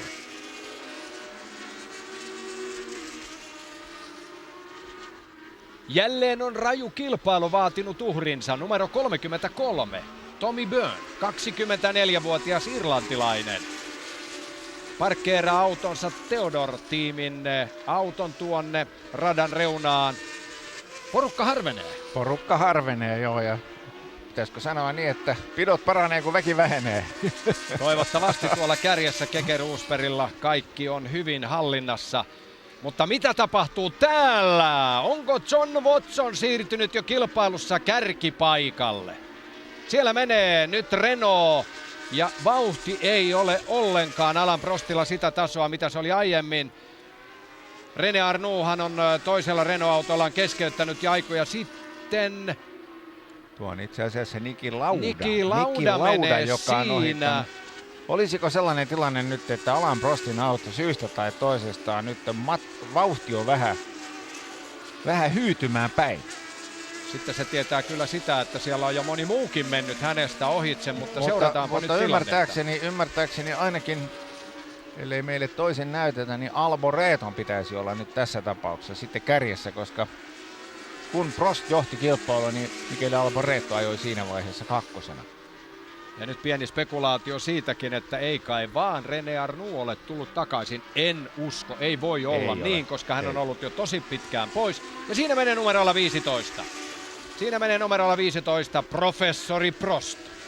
Alain Prost, ranskalaiskuljettaja, joka lähti 7. kerran urallaan paalupaikalta. Ei yhtään mestaruutta vielä ranskalaiskuljettajalla. Ikää 27 vuotta ja nyt 42. Grand Prix-kilpailu, mutta on vaisun näköistä kyllä Prostin meno. No, vaikka siinä on vähän samanlainen auto väritykseltään kuin Renault-auto, niin se ei suinkaan ollut René Arnoux ajama Renault, vaan se oli mielestäni joku muu, tai se oli kyllä Osella taikka Minardi. Siellä menee joka tapauksessa Niki Lauda, ja Niki Lauda on tässä vaiheessa vähintäänkin 6. Jälleen yksi kierros tulee täyteen ja siinä näkyy itävaltalaiskuljettajan, kokeneen kuljettajan ajosuorituksia tuolla lähtösuoralla vähän vaappuvan kuvan myötä. Ja jälleen uudelle kierrokselle ja näin tilanne on hallinnassa ja hänen tehtävänään on päästä luomaan vielä kiilaa tuohon John Watsonin ja Keke Rosbergin väliin. Ja siellä taitaa nyt sitten olla, kuka siellä onkaan nyt kierroksella ohitettavista autoista.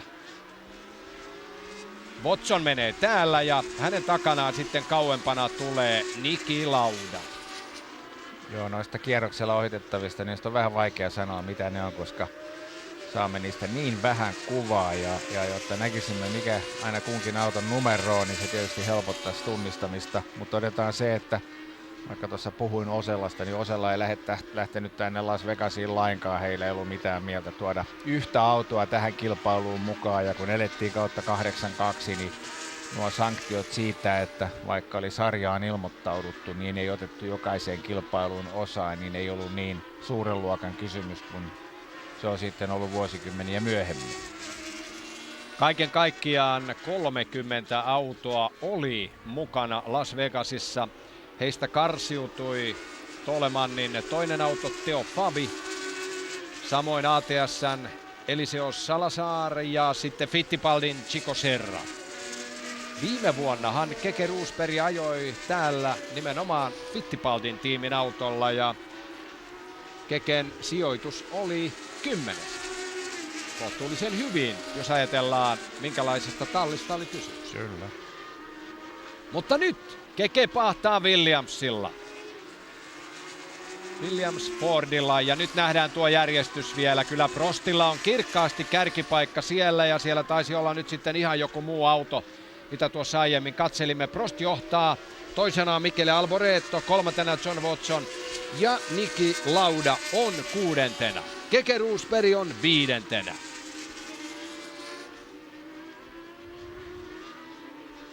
Tilanne on hyvin stabiili tässä vaiheessa. Jälleen tulee kierros täyteen ja siinä muuan valokuvaaja on hienosti tuon vipuvarren päässä.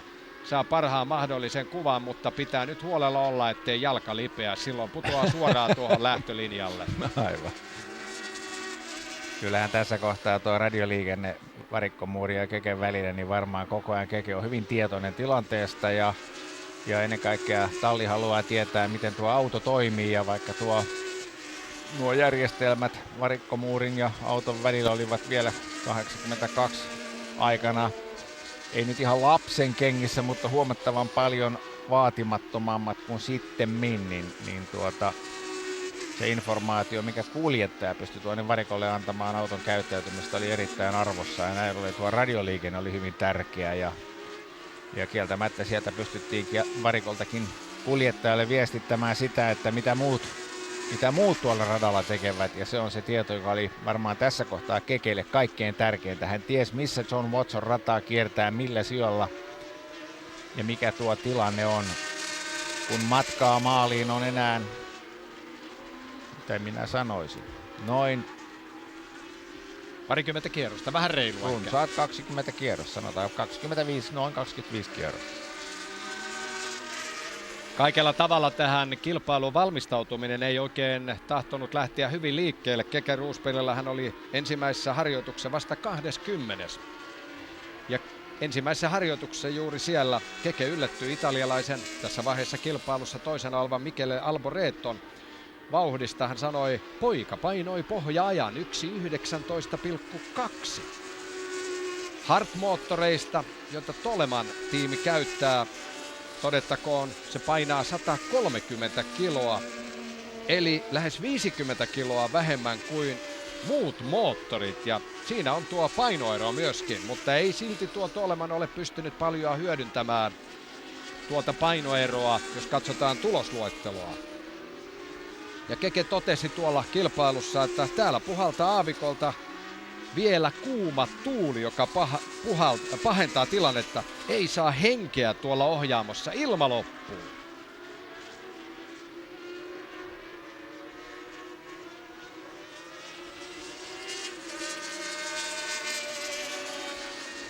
Katsoo John Watsonista noita aivan lähikuvia, valitettavasti niitä ei paljon meille tarjota, niin ihan niin kuin hän olisi vähän avannut visiiriä niin, että sieltä saisi irlantilaiskuljettaja vähän enemmän happea. Jos katsot tuota sieltä voi mennä kärpänen nenään. No joo, mutta sanotaan, että jos sitä pikkuseen avaa sitä visiiriä, niin kieltämättä sinne kypärän sisään vähän tuota. Katsotaan, tässä on tämmöistä sivukuvaa siitä. No vähän vaikutti, että se olisi pikkusen niin kuin lippana siinä enemmänkin. Ehkä siinä salaisuus, miksi Watson menee niin hyvin. Kokeneena kuljettajana. Aivan. Watsonillakin ikää 36 vuotta. Ja kun katsotaan kautta linjan näitä kuljettajia, niin täältä löytyy todellakin tällaista vahvaa ikäosaamista. Kaikkein kovimpana Mario Andretti, 42-vuotias. Melkein meidän ikiä. Aivan. Kilpailualueelle on varmuuden vuoksi tuotu Los Angelesin Suomen konsulaatista iso siniristilippu järjestäjien riemuksi, ja jos tässä hyvin käy, niin sellainen lippu nostetaan vielä tuonne salkoon.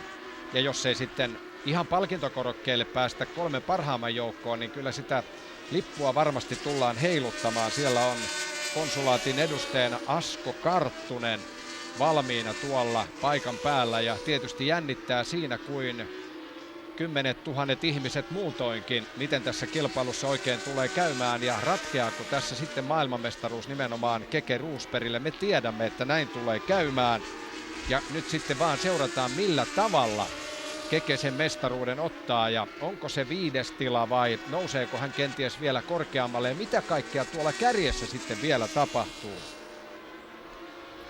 Se on siinä mielessä mielenkiintoista taistelua, vaikkakin aika lailla paikka paikoin hyvin puuduttavaa ja yksitoikkoista kuvaa ohjaaja meille tarjoilee täältä. Turvautuu liian paljon näihin hehtaarikuviin, mutta sillä tietysti varmistetaan se, että edes jotain näkyy. Joo, siellä menee Prost ja sitten siinä on yksi kierroksella ohitettava välissä ja sitten tulee Michele Alboreto Tyrellillä, vihreäksi maalla tuolla Tyrellillä ja aivan tuolla nyt täältä lähellä tulee. Ollaan jo, Joo, 3 kyllä. kärki menee siinä. Siellä Prost oli tuolla ja tässä... Toi on kyllä Alfa Romeo tuo. Toinen Niinpä Alfa onkin Romeo. muuten Alfa Romeo, mutta 1 ja 2 Kyllä. ovat ihan siinä lähekkäin. Ja Alboreto on päässyt sellaiseen tuntumaan, että tässähän saattaa vielä kehkeytyä mielenkiintoinen jännitysnäytelmä kilpailun ykköspaikasta. Kyllä. Pystyykö Alboreto haastamaan Renault-kuljettaja Alain Prostin, joka sentään on tällä kaudella jo 2 kilpailua voittanut?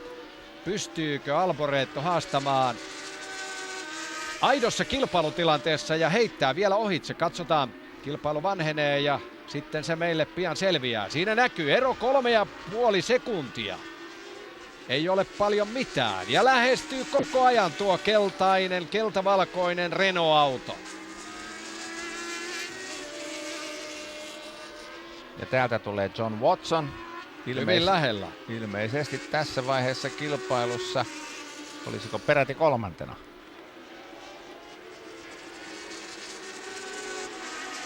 Siellä Arrowsin autolla mennään kovaa ja Kilpailun tilanteet vanhenevat ja nyt tulee Alboreto jo aivan lähelle. Kyllä. Tämäpä oli yllätys ja mielenkiintoinen tilanne. Palautuu muistikuviin samalla, mutta Alboreto tekee kyllä omaa ajajahistoriaansa tässä. Ja taistelee tämän kilpailun voitosta ja meneekö ohitse tuossa tilanteessa? Aivan rinta rinnan menevät näin, mutta Prost pääsee kuittaamaan tuossa tilanteessa. Alboreto teki hienon ohitusyrityksen ja nyt se onnistuu.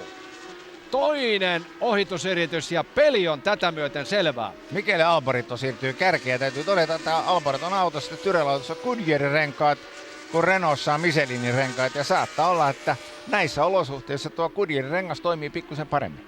Ja sen me voimme todeta tästä jo näin pienemmällä ja pidemmällä aikaperspektiivillä, että Alain Prostin kunto yksinkertaisesti petti tässä kuumuudessa ja hän ei pystynyt pitämään itseänsä täydessä trimmissä tämän kilpailun aikana ja tahti hidastui. Hän selkeästi jää, kuumuus on hirvittävän kova, samoin nestehukka. Ja näin Alain Prost joutuu nöyrtymään. Ja nuori brittikuljettaja, ei vaan italialaiskuljettaja 20, ei heillä ikäero kuin 2 vuotta. Prost 27, Alboreto 25, mutta Alboreto siirtyy johtoon. Ja hän menee nyt ykkösenä tuolla. Ja näyttää siltä, että Tyrrell-kuljettajalla ei ole minkäänlaisia murheita. Ei, auto näyttää toimimaan hyvin ja kierrosajat ovat kohdallaan ja renkaat toimivat erinomaisesti. Ja voi vaan kuvitella, kummonen fiilinki on Michele Alboretolla, kun hän tietää, että hän johtaa kilpailua ja saattaa olla ajamassa. Ja on ajamassa kohti uransa ensimmäistä voittoa, mutta itse ei sitä vielä tässä vaiheessa tiennyt. Sepä se. Ja se mikä on tietysti mielenkiintoista, niin tämähän sopii erittäin hyvin Keke Rosbergille.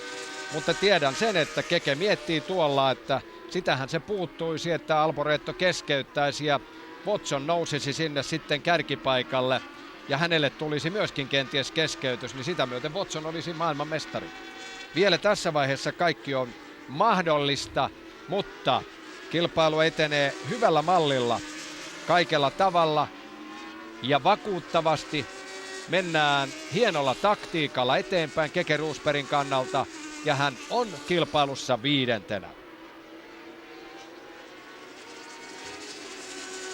Tyrrell Talli, joka on jo sittemmin poistunut Formula 1:stä, ajoi kaiken kaikkiaan 23 kertaa ruutulipulle ykkösenä. Ja tämä vuoden 1982 Michele Alboreton hieno suoritus oli Tallin toiseksi viimeinen ykköspaikka, jota tässä nyt ollaan hakemassa. Alboreto, Prost, Watson, Seaver, Rosberg, Lauda. Prost keikkuu edelleen mainiosti siinä kakkospaikalla, mutta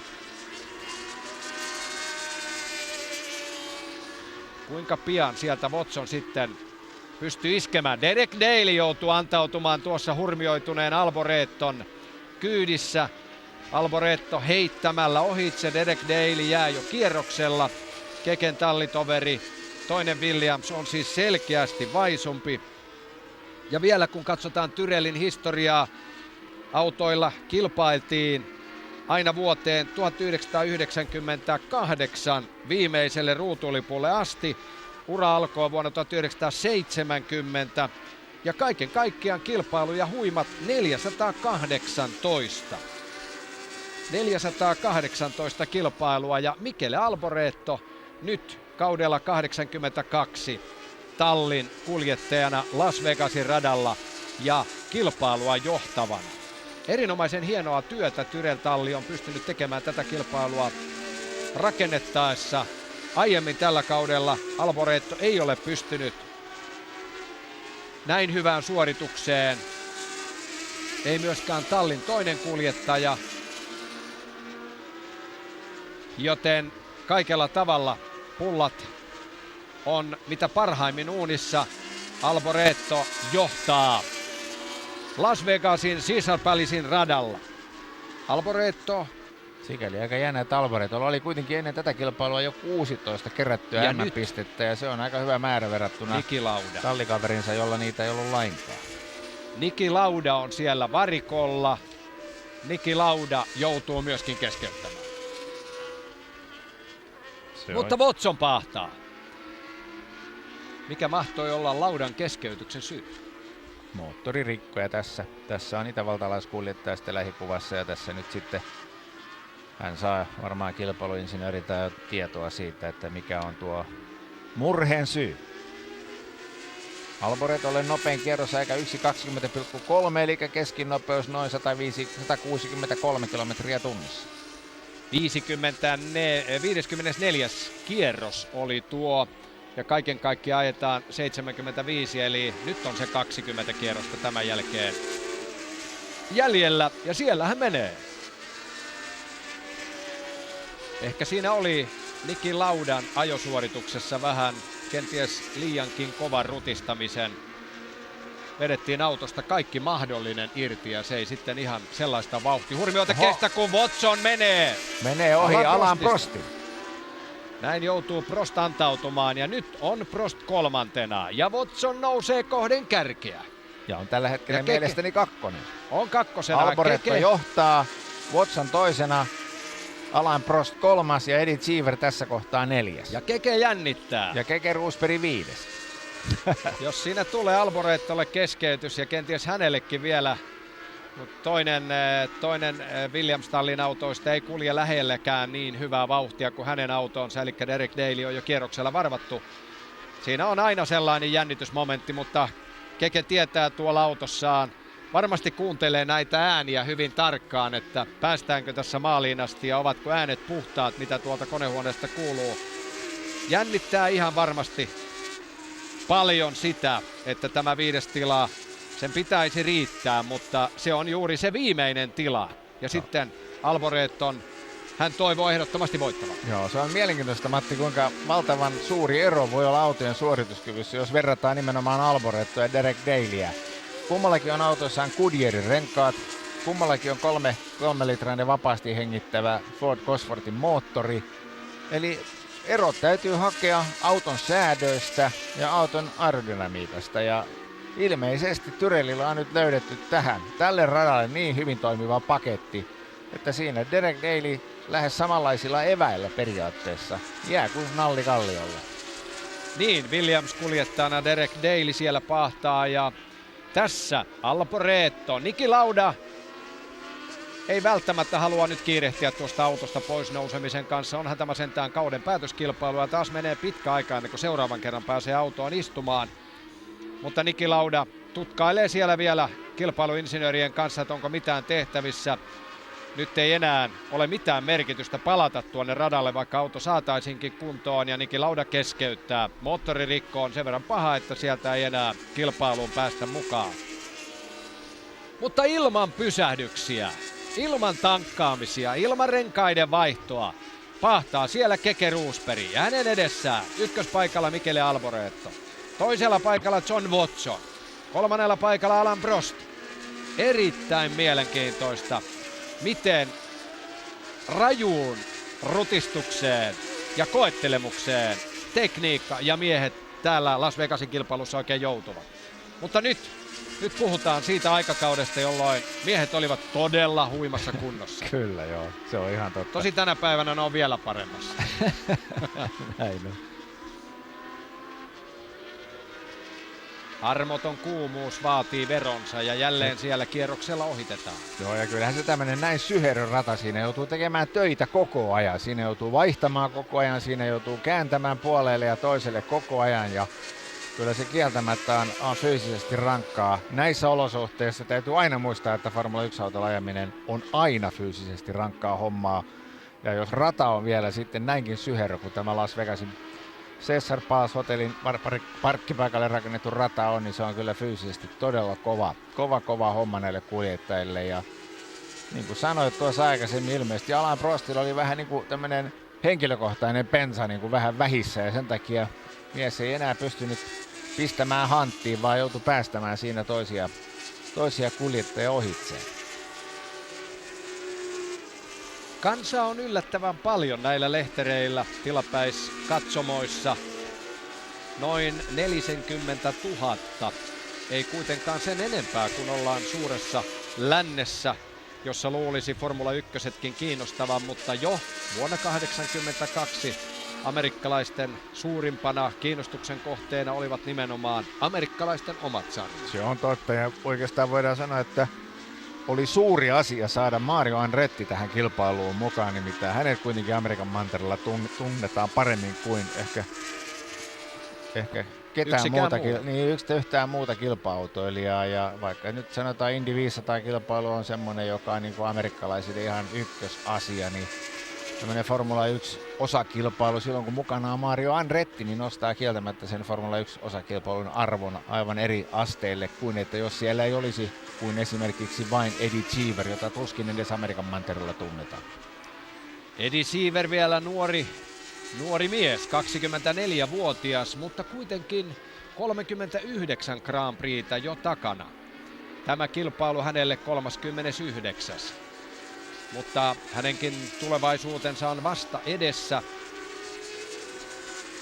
Täällä kilpailussa hän ei juuri M-pisteistä pystynyt taistelemaan muuta kuin alkuvaiheessa. Ja nyt sitten jännitetään kuinka korkealle ja nouseeko Michele Alboreto sitten sille kaikkein korkeammalle korokkeelle. Tämän aamun lämmittelyssä nopein kuljettaja oli Alain Prost. Keke Rosberg oli vasta 10. Se herätti aika paljon keskustelua varikolla aamun vapaiden harjoitusten tai tämän warm-up-harjoitusjakson jälkeen. Mutta kyllä insinöörit ja teknikot ovat saaneet tuon Williamsin kulkemaan hyvin, tasaisia kierrosaikoja. Ja nytkö siellä sitten jälleen tapahtuu mielenkiintoinen ohitustilanne. Onko siellä Derek Daly John Watsonin hampaissa? Derek Daly on jäänyt kierroksella jo kilpailua johtavalle Alain Prostille. Joo, nimenomaan Derek Daly. Siinä on John Watsonin puristuksessa ja tummassa kypärässään, lähes mustassa kypärässään ajaa Derek Daly.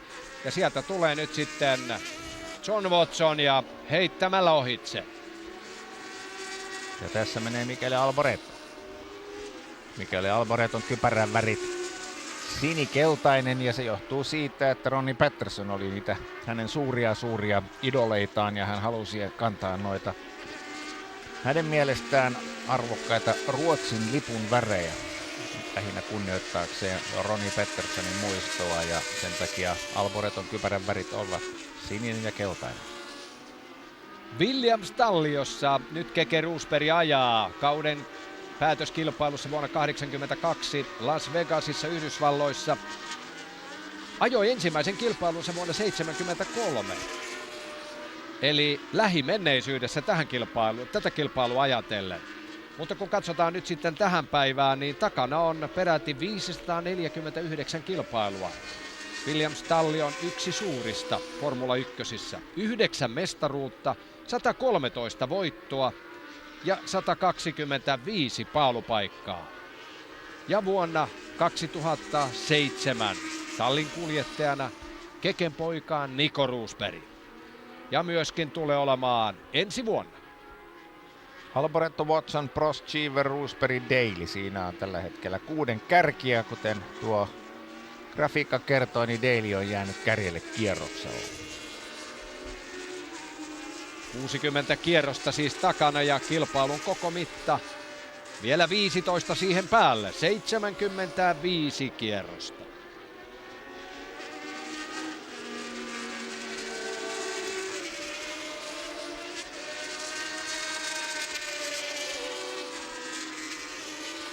Nico Rosbergille käynnistymässä siis 2008 on jo 3. vuosi Williams-tallin kuljettajana ja ensi vuosi voi olla hyvinkin merkittävä Nikon uran kannalta pitkälle tulevaisuuteen, mutta sehän sitten nähdään, kun kausi 2008 on noin vuoden kuluttua sitten finaalissa. Mutta nyt me keskitymme vielä jännittämään tämän kauden 1982 kauden päätöskilpailun vaiheita.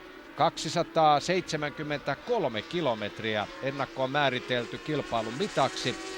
Mikäli kilpailua ei tarvitse keskeyttää liiallisen kuumuuden vuoksi, toistaiseksi näyttää siltä, että kaikki merkit viittaavat siihen, että autot ja miehet kestävät ainakin siellä parhaimmassa kärjessä. Eikä ole minkäänlaisia merkkejä siitä, että kuljettajia toisensa perään romahtaisi nestehukkaan tai muuhun. Tämä armoton kuumuus on vaatinut jonkin verran jo veroa. Kaiken kaikkiaan 10 kuljettajaa on jo keskeyttänyt tässä vaiheessa 26. Aika moni. Kyllä se omalla karulla tavallaan kertoo näiden autojen luotettavuudesta kaudella 82. Ja kuten tuossa aikaisemmin kerroin, niin jos ajatellaan, että 11 parasta kilpailua otettiin kuljettajalta huomioon, niin yksikään kuljettaja ei saanut edes 11 kilpailua ajettua alusta loppuun asti niistä 16 mahdollisesta. Eli se kertoi sen, että autojen luotettavuuden kanssa oli kaikilla suuria vaikeuksia.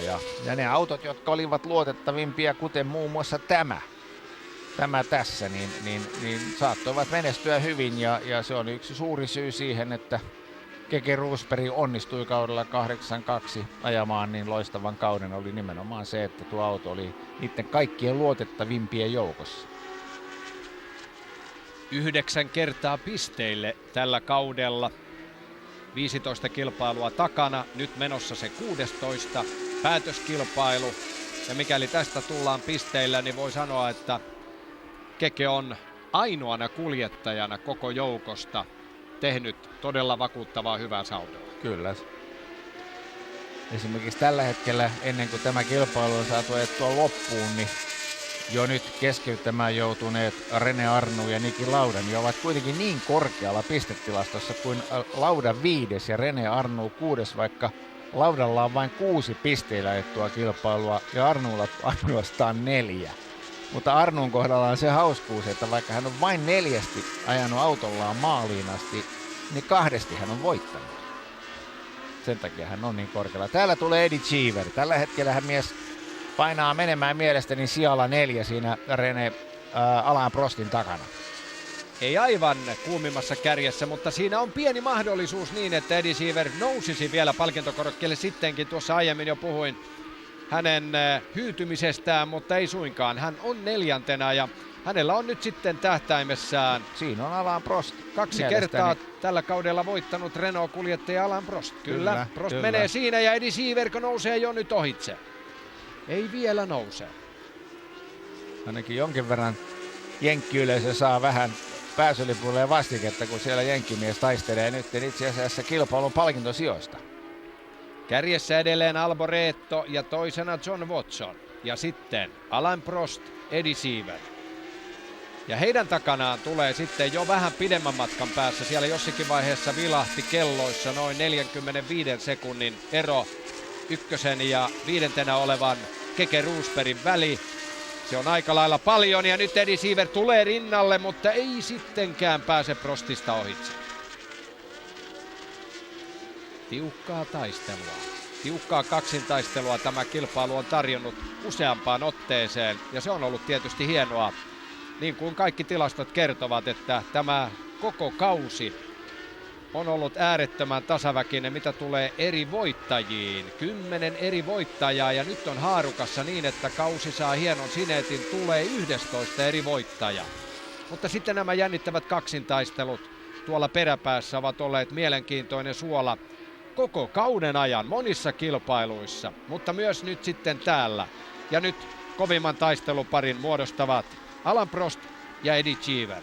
Ja se on mielenkiintoista, että Eddie Cheeverillä on Ligier-autossaan Matran 3-litrainen V12-moottori, kun Alain Prostilla on tuo 1,5 litran Turbo Renault kyydittämässä ranskalaiskuskia. Eli kyllä tällä Syherillä radalla tunne vapaasti hengittävä moottori, niin näitä turboja vastaan niin on täysin kilpailukykyinen ja tässä siitä erinomainen esimerkki.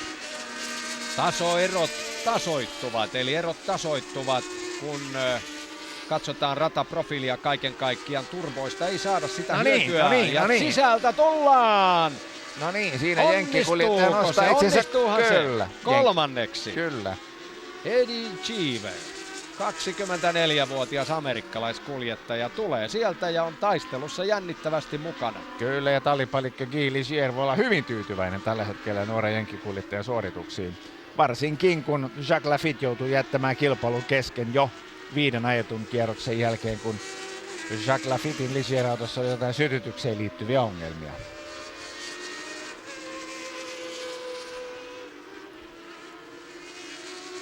Mutta niin varmaan pureskelee tällä hetkellä varikkomuurilla kynsiään myöskin Ken Tyrrell. Aivan varmasti. Ihan varma asia. Tällä kaudella ei olla näin korkealla oltu kertaakaan ja nyt sitten on kaikki mahdollisuudet. Alboreto on ollut kuitenkin pisteillä tätä ennen 6 kertaa. Viimeksi tuolla Monzassa. Hienosti 5. siellä. Niin, aivan oikein. Kyllä. Hän oli 5. siellä. Sai 2 pistettä. Ja nyt sitten ensimmäistä kertaa tällä kaudella Michele Alboreto ja Tyrrell ovat taistelemassa kilpailun voitosta. Kyllä. 1 palkintopallisijoitus siellä oli kauden 4. kilpailu. Kauden 4. kilpailu siellä Michele Alboreto oli 3. Ja tuo 4. kilpailu ajettiin Belgiassa. Belgian Zolderissa, missä Watson voitti. Zolderissa, eikä suinkaan Spaassa. Joo, missä Keke kävi kovan taistelun aivan viimeisillä kierroksilla John Watsonia vastaan, mutta Keken renkaat yksinkertaisesti sulivat alta ja Watson pääsi kuittaamaan, oliko 2-3 kierrosta ennen maalia. Ja näin Keken ensimmäinen voitto jäi vielä silloin odottamaan. Watson voitti, Keke oli toinen ja Michele Alboreto siellä 3.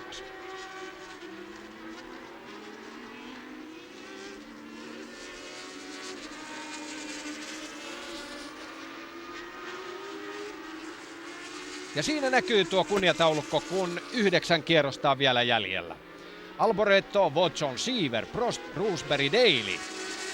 Jännäähän tämä on ilman muuta kilpailun vanhetessa, varsinkin Keken housuissa tämä tilanne. Nyt pitäisi ehdottomasti päästä maaliin ja säilyttää tämä 5. tila. Mutta ei suurempaa tarvetta ole nyt puristaa autosta kaikkea irti, kaikkea maksimaalisen mahdotonta, jotta vielä sijaluku tuosta kohentuisi. Siinä jollakin tavalla varmasti on tämä niin sanottu kakkostaktinen vaihe, eli varmistellaan nimenomaan tämä 5. tila. Ja kytätään tietysti sitä, että Watson ei vaan voi. Mutta tämähän tietää sitä, jos Watson voittaa, Keke nousee 4. Niin, kyllä. Ja Keke vie mestaruuden. Kyllä. Ellei sitten tule Ja Kekenkin kohdalle keskeytys, mitä hän tietysti varmasti tuolla autonsa sisällä vähän pelkää. Joo, ja Keke hyvin tietää sen, että jos hän ylittää maalilinjan 5 parhaan joukossa, niin silloin mestaruus on hänen. Sen Keke 100 varmasti tietää. Tällä kaudella 1982 Ferrari on jo varmistanut maailmanmestaruuden, vaikka molemmat Ferrarit jäivät tuonne radan reunaan. Mario Andretti viimeisenä heistä. McLaren on toisena kauden loppupisteissä 69 pistettä, Renault 62 pistettä. Ja jos sitten tällä tavalla tullaan maaliin, niin Williamsin pistesaldoksi tulee 58 ja Williams on merkkimestaruuspisteissä 4. Renault oli aika suuri pettymys, jos ajatellaan kuinka monta hyvää kilpailua he ajoivat aikaa, jossa erinomaisesti ja aloittivat monet kilpailut selvässä kaksoisjohdossa ja sitten aina vaan joku syy, milloin se koski molempia autoja, milloin se koski toista autoa ja näin ollen tuo Renaultin suuri unelma valmistajan maailmanmestaruuden voittamisesta, niin jälleen kerran jäi vain unelmaksi. Renaulthan oli mukana kilpatoiminnassa vuodesta 1977 aina vuoteen 1985, 8 vuotta. Ja tuona aikana 11 voittoa ennen Las Vegasia tätä kilpailua. Renault teki paluun vuonna 2002. Nyt ajettu 227 kilpailua ja vain 2 maailmanmestaruutta, jotka on tuonut Renault-tallille Fernando Alonso 2005-2006. Ja merkittävää kieltämättä oli, että noina vuosina myös Renault voitti myöskin sekä kuljettajien että valmistajien maailmanmestaruuden ja se oli aika kova juttu. Vuonna 1982 korostettakoon se vielä, että palkintokorokkeille noustiin, eli Renault oli M-pisteissä kolmantena. Ja siellä tämä nuori hymyilevä italialainen Michele Alboreto, Suomen kävijä, oli mukana muun muassa Ahvenistolla tähtien kisassa. Kyllä. Mutta aikanaan tukki tiet ja pientareet Kyllä. Ahveniston maisemissa. Se oli hieno tapahtuma. Keke Rosberg ja Ortwin Potle ja Erkki Mustakari mukana. Kyllä. Tekivät mahdottomasta mahdollisen ja tänne saatiin lukuisa määrä Formula 1-kuljettajia ajamaan kilpaa ja se oli suuren suuri tapahtuma. Niin se tapahtuma tapahtui kahdesti peräkkäin ja molemmilla kerroilla se oli melkoinen suksee, mutta sitten kun se oli nähty, niin se oli nähty ja sitten varsinaiset kilpailun promoottorit Keke ja Ortin Podle Keke managerina totesivat, että nyt tämä hyvä riittää tältä erää. Viisaita päätöksiä, kun jo tavallaan voidaan todeta, että nyt se on nähty. Kyllä. Saman toistaminen vuodesta toiseen ei välttämättä enää olisikaan niin suuri menestys. Ja niinhän siinä kävi, että pariin kertaan se tehtiin ja molemmilla kerroilla se oli hyvin suuri menestys. Kyllä. Keke Rosberg ajaa siellä ja ikä hänellä siis 34 vuotta. 18 vuotta hän on ajanut eri lajeissa kilpaa, eri autourheilulajeissa ja sarjoissa. Ja nyt ensimmäisen kerran vahvasti kiinni maailmanmestaruudessa. Ja ajetaan 82 vuoden päätöskilpailua. Historiallisia hetkiä suomalaisessa urheilumaailmassa. Kyllä, ja kyllä ohjaaja tietää sen, että kuka kuljettajista nyt on menossa kohti tämän kauden maailmanmestaruutta ja sen takia tarjoilee meille näitä kuvia Keken ajamisesta, eikä suinkaan seuraa koko aikaa tätä kilpailua johtavaa Michele Alboretoa, vaikka sitäkin on hienosti meille näytetty. Ja tässä on 6 kärki. Vielä 5 kierrosta ja sitten lasku. Derek Daly, hän on jäänyt jo kierroksella, Keken tallitoveri, mutta niin ovat Williamsit molemmat pisteillä. Ja pisteissä kiinni tässä vaiheessa 5. ja 6. Mutta säälittävää on ollut tuo Alain Prostin romahtaminen, niin kuin Keke tuon kilpailun jälkeen tiesi kertoa, että yksinkertainen selitys tuohon Prostin kärkipaikan menettämiseen oli se, että voimat hyytyivät.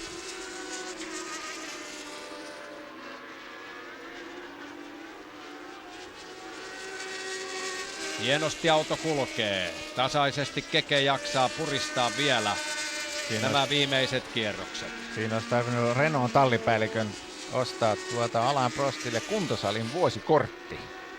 Ja sanoa, että käytäpäs tota hieman, että jaksat vääntää ja puristaa niin, että jaksat ajaa rankatkin kilpailut alusta loppuun. Ja kyllä täytyy aina muistaa se, että Formula 1-autolla ajaminen on fyysisesti erittäin raskasta puuhaa. Ja silloin kun olosuhteet ovat tämänlaatuiset kuin Las Vegasissa tässä kauden päätöskilpailussa, niin ei mikään ihme, että joltain kuljettajilta niin fysiikka yksinkertaisesti pettää. Ja vaikka puhutaan vain pelkästään autolla ajamisesta, niin tällaisella autolla ajaminen on sitten monelle sellaiselle ihmiselle ei todellakaan ole lastenleikkiä, joka kuvittelee ajavansa ei ole luistonestoa. Ei mitään. On käsivaihteisto eli ja manuaalivaihteisto. vaikka puhutaan, että näissä autossa on jouset, niin totuus on se, että jos on paikat hampaissa vähän huonosti kiinni, niin kyllä ne näillä jousilla varustetulla autolla nuo paikat lähtevät kyllä hampaista irti. Ja niin kuin tälläkin radalla monessa lähikuvassa olemme nähneet, kuinka auto hyppii, pomppii. Se on kova koettelemus. Siellä ei ole sellaista jousitusvaraa, joka pehmentäisi. Se on yhtä tärinää. Ja sanotaan, että tämä tuntia 40 minuuttia suurin piirtein, mitä kilpailun läpivieminen on kestänyt ja tulee näiden kärkimiesten osalta kestämään, niin nestettä haistuu 3-5 kiloon per kuljettaja. Vähän kuljettajan aineenvaihdunnasta riippuen, niin sekin kertoo sen, että kuinka rankkaa puuhaa tuo voi olla. Tämä on siis viimeinen kilpailu näillä tanhuvilla. Las Vegasin kilpailut siirtyvät historiaan. Tosin niitä ajettiin vain 2, eli tämä ja viimevuotinen. Mutta sellaisena kokemuksena tämä ei täytä kaikkia niitä turvakriteerejä, mitä jatkuvasti kehittyvälle Formula 1-sarjalle haluttiin tuohon aikaan, ja se oli merkittävä syy, miksi Las Vegasin sisäpälisin parkkialueen radasta haluttiin luopua. Pitkään neuvotteluja käytiin myöskin jatkosuunnitelmista, mutta pohjaa sen tyyppiselle ei löytynyt. Ja näin sitten vielä viimeiset kierrokset ajetaan viimeistä kertaa tämän Loistohotellin parkkialueen kulmilla olevalla radalla. Siellä on uutta asfalttia, pitkät alueet, 3,6 kilometriä on siis radan kokonaismitta ja vielä 2-3 kierrosta ja sen jälkeen pillit pussiin. Kausi 82 tulee päättymään riehakkaisiin tunnelmiin Michele Alboreton voittaessa tämän kilpailun ja Keke Rosbergin maailmanmestaruuden sinetti. Ellei tässä nyt vielä jotain aivan käsittämätöntä tapahdu viimeisten kilometrien aikana. Keke jaksaa pahtaa. Todettakoon, että tilanne tuon kärkikuusikon takana, josta olemme nähneet jo tuon nimilistan tuossa ruudun pinnassakin, niin siellä ajaa tällä hetkellä 7. Arrows-tallin kuljettaja Mark Surer, 8. Tyrellin toinen kuljettaja Brian Henton, hyvä saavutus häneltäkin. Alfa Romeolla 9. kaasuttelee Andrea de Cesaris ja saman tallin Bruno Giacomelli ajaa sijalla 10. Ja sitten sieltä löytyvät vielä nimet Mauro Baldi Arrowsilla 11, Robert Keegan Marchilla 12, Raul Boesel Marchilla niin ikään sijalla 13. Ja sitten jo kilpailun keskeyttämään aikaisemmin joutunut Manfred Winkelhock ATS Fordilla, joka kuitenkin sitten ikään kuin tuloksissa otettiin huomioon niin, että hänet luokiteltiin, koska hän kuitenkin ajoi tässä kilpailussa enemmän kuin 90% ajettavasta kilpailumatkasta, niin vaikka hänen matkansa on jo tässä vaiheessa jäänyt kesken. 14 kuljettajaa siis kilpailussa mukana, yllättävän suuri määrä ottaen huomioon tämän ja nämä olosuhteet, mitä Las Vegasin kilpailu on tarjonnut. Winkelhock siis 14.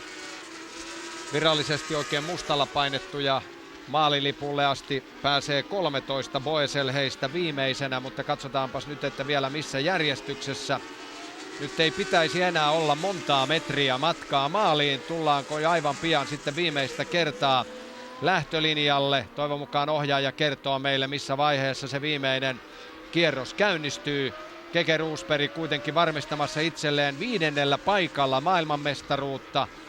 John Watson, pahin uhka, ajaa kilpailussa toisena ja tämä asetelma riittää kaikella tavalla mainiosti Kekelle maailmanmestaruuden varmistamiseksi.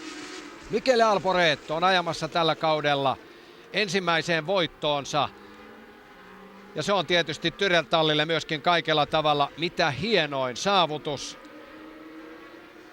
Toivottavasti kaikki asetelmat ovat niin hyvät kuin suinkin mahdollista, kun mennään tässä vielä eteenpäin. Ja tämä on todellakin Michele Alboretolle hänen uransa ensimmäinen voitto. Ja se tulee sieltä aivan kohta. Ruutulippumies on jo valmiina tuolla lähtösuoralla heilauttamaan lippua. Keke Rosberg kaartaa tässä näin ja nyt tullaan maaliin. Keke on maailmanmestari. Hän tulee tuosta noin, molemmat kädet ylhäällä. Ei se ohjaaja meille koskaan näyttänyt sitä, missä vaiheessa viimeiselle kierrokselle lähdetään. Mutta näin on suomalainen 18 vuoden ajourakan jälkeen maailmanmestari. Eikä ajamisen riemu tähänkään jäänyt. Kekehän ajoi Formula 1 aina vuoteen 1986 asti. Mutta nyt sitten tuo maailmanmestaruus tulee, mutta mielenkiintoisella tavalla, että kun katsotaan Keken kautta kaikkiaan ja koko uraa, niin voittoja hän saavutti tällä kaudella vain 1 tuolla Sveitsin kilpailussa. Mutta mitä siitä, jos maailmanmestaruus tulee sitten kuitenkin vielä sitten näillä muilla tasaisilla sijoituksilla. Hän sai pisteitä 10 kilpailusta, 16 ajetusta kilpailusta 10 Keke oli pisteillä eli 6 parhaamman joukossa ja se oli loistavaa työtä. Keken nopeimpia kierroksia koko hänen ajajaurallaan rekisteröitiin vain 3 kappaletta. Keken paalupaikat, niitä oli yhteensä hänen urallaan 5 kappaletta. Ja vielä palataan tähän voittojen pitkään listaan, mikä sikään ei nyt välttämättä valtavan pitkä ole, mutta Sveitsin jälkeen 8-3 Monaco, 8-4 USA Dallas, 8-5 USA Detroit ja 8-5 Australian Adelaide. Ja tässä näkyy sitten tulosluetteloa. Michele Alboreto voitti ja tässä sitten kaikkein hienoin taulukko. Keke Roosberg ottaa 34-vuotiaana suomalaisena autourheiluhistoriamme tärkeimmän etapin 44 pisteellä ja ottaa maailmanmestaruuden. Ja olitko kenties sanomassa sitä, että merkille pantavaa pieni pistepotti? Kyllä se, ja ennen kaikkea se, että vaikka kilpailun voitti Michele Alboreto, niin kyllä ohjaaja seurasi viimeiset 4 kierrosta pelkästään Kekeä. Ja näin ollen oli tietysti meidän kannalta aivan erinomainen juttu, että meille näytettiin nuo Keken viimeiset kierrokset ja maaliin tulo sun muuta. Muun muassa Michele Alboreto maaliin tuloa ei näytetty lainkaan. Ja lainkaan, mies kuitenkin voitti uransa ensimmäisen kilpailun ja voi vain kuvitella, kuinka tuolla Italiassa, josta Michele on kotoisin, niin varmaan ihmeteltiin sitä, että on se nyt kumma, ettei voittajaa näytetä. Ja sentään uran ensimmäinen voitto vielä Michele Alboretolla ja Tyrellille kauden ensimmäinen. Ja siellä on nyt sitten... No siellä ollaan nyt sitten riehakkaissa tunnelmissa. Tyytyväisiä ja kohta sinne ryntää myöskin Keken manageri Ortvin Podle. Ja Vonne tietysti tulee morsiamena paikalle sinne. Ja siellä on sitten muidenkin tallin väkeä, ystäviä, tuttavia. Tulee pikkuhiljaa morjestamaan ja onnittelemaan. Tästä ne riehakkaat juhlat sitten käynnistyvät, jotka huipentuvat tuonne palkintokorokkeelle, jossa Suomen lippua liehutetaan. Los Angelesin konsulaatista lainattua lippua ja siellä Asko Karttunen konsulaatin edustajana piti mainiosti myöskin mikrofoniin onnittelupuheen suomeksi. Keke tosin vastasi englanniksi, mutta väliäkö sillä? Siinä oli juhlan paikkaa. Näin on tämä varsinainen klassikkokilpailu saatu maaliin. Keke Roosbergin ensimmäinen maailmanmestaruus ja samalla myöskin viimeinen. Mutta autourheiluhistoria parhaimmillaan suomalaisittain. Keke loistava mestaruus. Ja siellä on Michele Alboreto sitten kuvan keskellä on kilpailun voittajana haastattelussa. Siihen aikaan pystyttiin haastattelua tekemään vielä tuossa tilanteessa ennen palkintojuhlallisuuksia. Ja näin siniristilippu liehuu korkealla. Suomalaiskuljettaja on voittanut maailmanmestaruuden. Hyvä Keke, hyvä Suomi! Vuoden 1982 Formula 1 MM-sarja huipentui USA:n Las Vegasin kilpailuun parhaimmalla mahdollisella tavalla maailmanmestaruusjuhliin.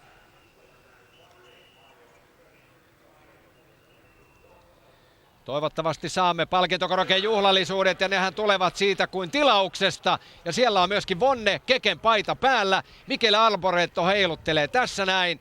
Ja siellä on Eddie Cheever, siellä on Keke Roosberg. Näin tämä kausi on saatu komeaan päätökseensä. Michele Alboreton voittaessa. John Watson punaisessa haalarissa on kilpailussa toisena. Eddie Cheever, jenkkikuljettajana, on siellä kolmantena. Oho, siellähän on pikkuisen jo jalka heilahtaa myöskin Kekellä. Eikä mikään ihme, kyllä siellä tämä kilpailu on vaatinut veronsa aivan kaikella mahdollisella tavalla. Väsyneitä miehiä. Joo, tuommoinen liikkuva lava, minkä päällä he seisovat. No, ei mikään ihme, kun siinä painaa jarruun, niin lähtee kaikki lavalla seisovat ihmiset heiluu sinne sun tänne. Tässä ollaan todellakin liikkuvan kuorma-auton lavalla ja tullaan nyt sitten pääkatsomon eteen, missä nämä juhlallisuudet viritellään korkeimpaan mahdolliseen riehaansa. Ensin tietysti juhlitaan tämän kilpailun voittajaa, Michele Alboretoa, ja sieltä tulevat sitten roomalaisiin haarniskoihin pukeutuneet aikamme suuret tähdet. Diana Ross tulee myöskin lavalle juhlistamaan tätä hienoa tilannetta. Näin, Keke Roosberg, maailmanmestari vuonna 1982. Kuuluttaja on siellä paikalla ja haastatellaan John Watsonia.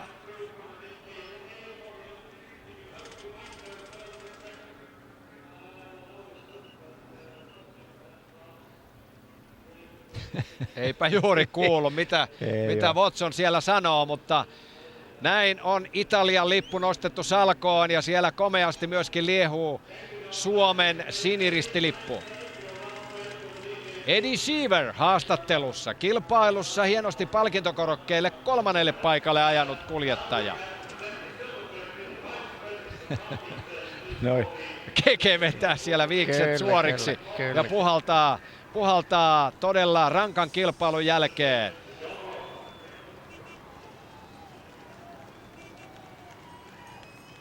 Se oli vähän vähemmän organisoitua toimintaa siihen aikaan, nuo Niin palkintojuhlallisuudet, kuin mitä ne on olleet sittemmin. Ja sitten sisäpalisin tyyliin. Seppele päähän. Seppele päähän. Päähän oikein komeat tällaiset kilpailun 3 parhaimmalle. Ottavatko muut vai tyydytäänkö sitten tähän rengasmerkin lippikseen? Raikuvien aplodien saattamana. Kilpailun 3 parasta palkitaan.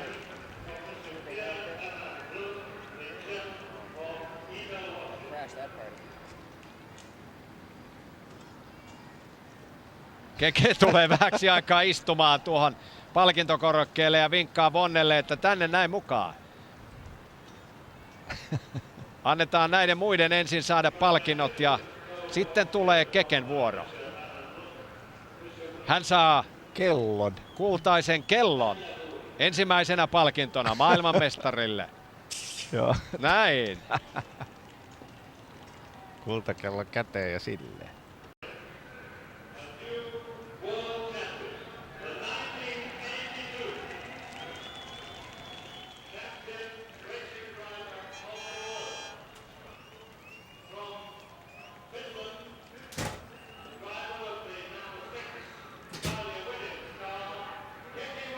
Hyvä Keke! Loistavat tuuletukset. Vuoden 1982 maailmanmestari. Tästä käynnistyy suomalaisen autourheilun suuri hurmio. Loistavaa työtä. Tämä päivä piirtyi ehdottomasti historiaan. Suurena suomalaisen autourheiluhistorian päivänä Keke ottaa maailmanmestaruuden. Kauden aikana 1 voitto, 1 paalupaikka. Ei yhtään kilpailun nopeinta kierrosta, mutta silti hän on juhlituin sankari tämän kauden päätteeksi maailmanmestarina. Diana Ross siellä. Ja sitten vähän näytetään vielä ilmakuvaa. Siellä monien joukossa oli paljon tuttuja suomalaisia. Alboreto kilpailun voittajana. Keke osaa antaa arvoa myöskin Alboreton hienolle taistelulle. Uran ensimmäinen voitto. Ja Tyreltallin ensimmäinen voitto tällä kaudella. Edi Siiver on tuolla taustalla aivan poikki. Ei oikein tahdo löytyä minkäänlaista ilon virnettä. Ja kuitenkin hyvä kilpailu Ediltäkin. Kolmantena miehenä maalissa. Eikä tuo John Watsoninkaan ilme nyt ollut kovin iloinen, mutta se johtuu siitä, että niin lähellä, mutta silti niin kaukana. Keke vei maailmanmestaruuden.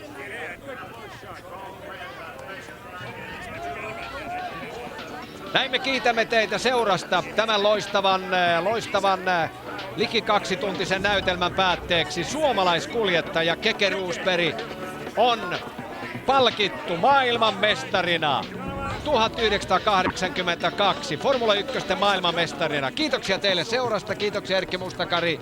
Näin tämä kilpailu on nähty ja se piirtyy jälleen hienona muistona meidän kaikkien mieliin. Tästä todella käynnistyi suomalainen autourheiluhistoria suurin kirjaimin formularadoilla. Näkemiin ja kuulemiin.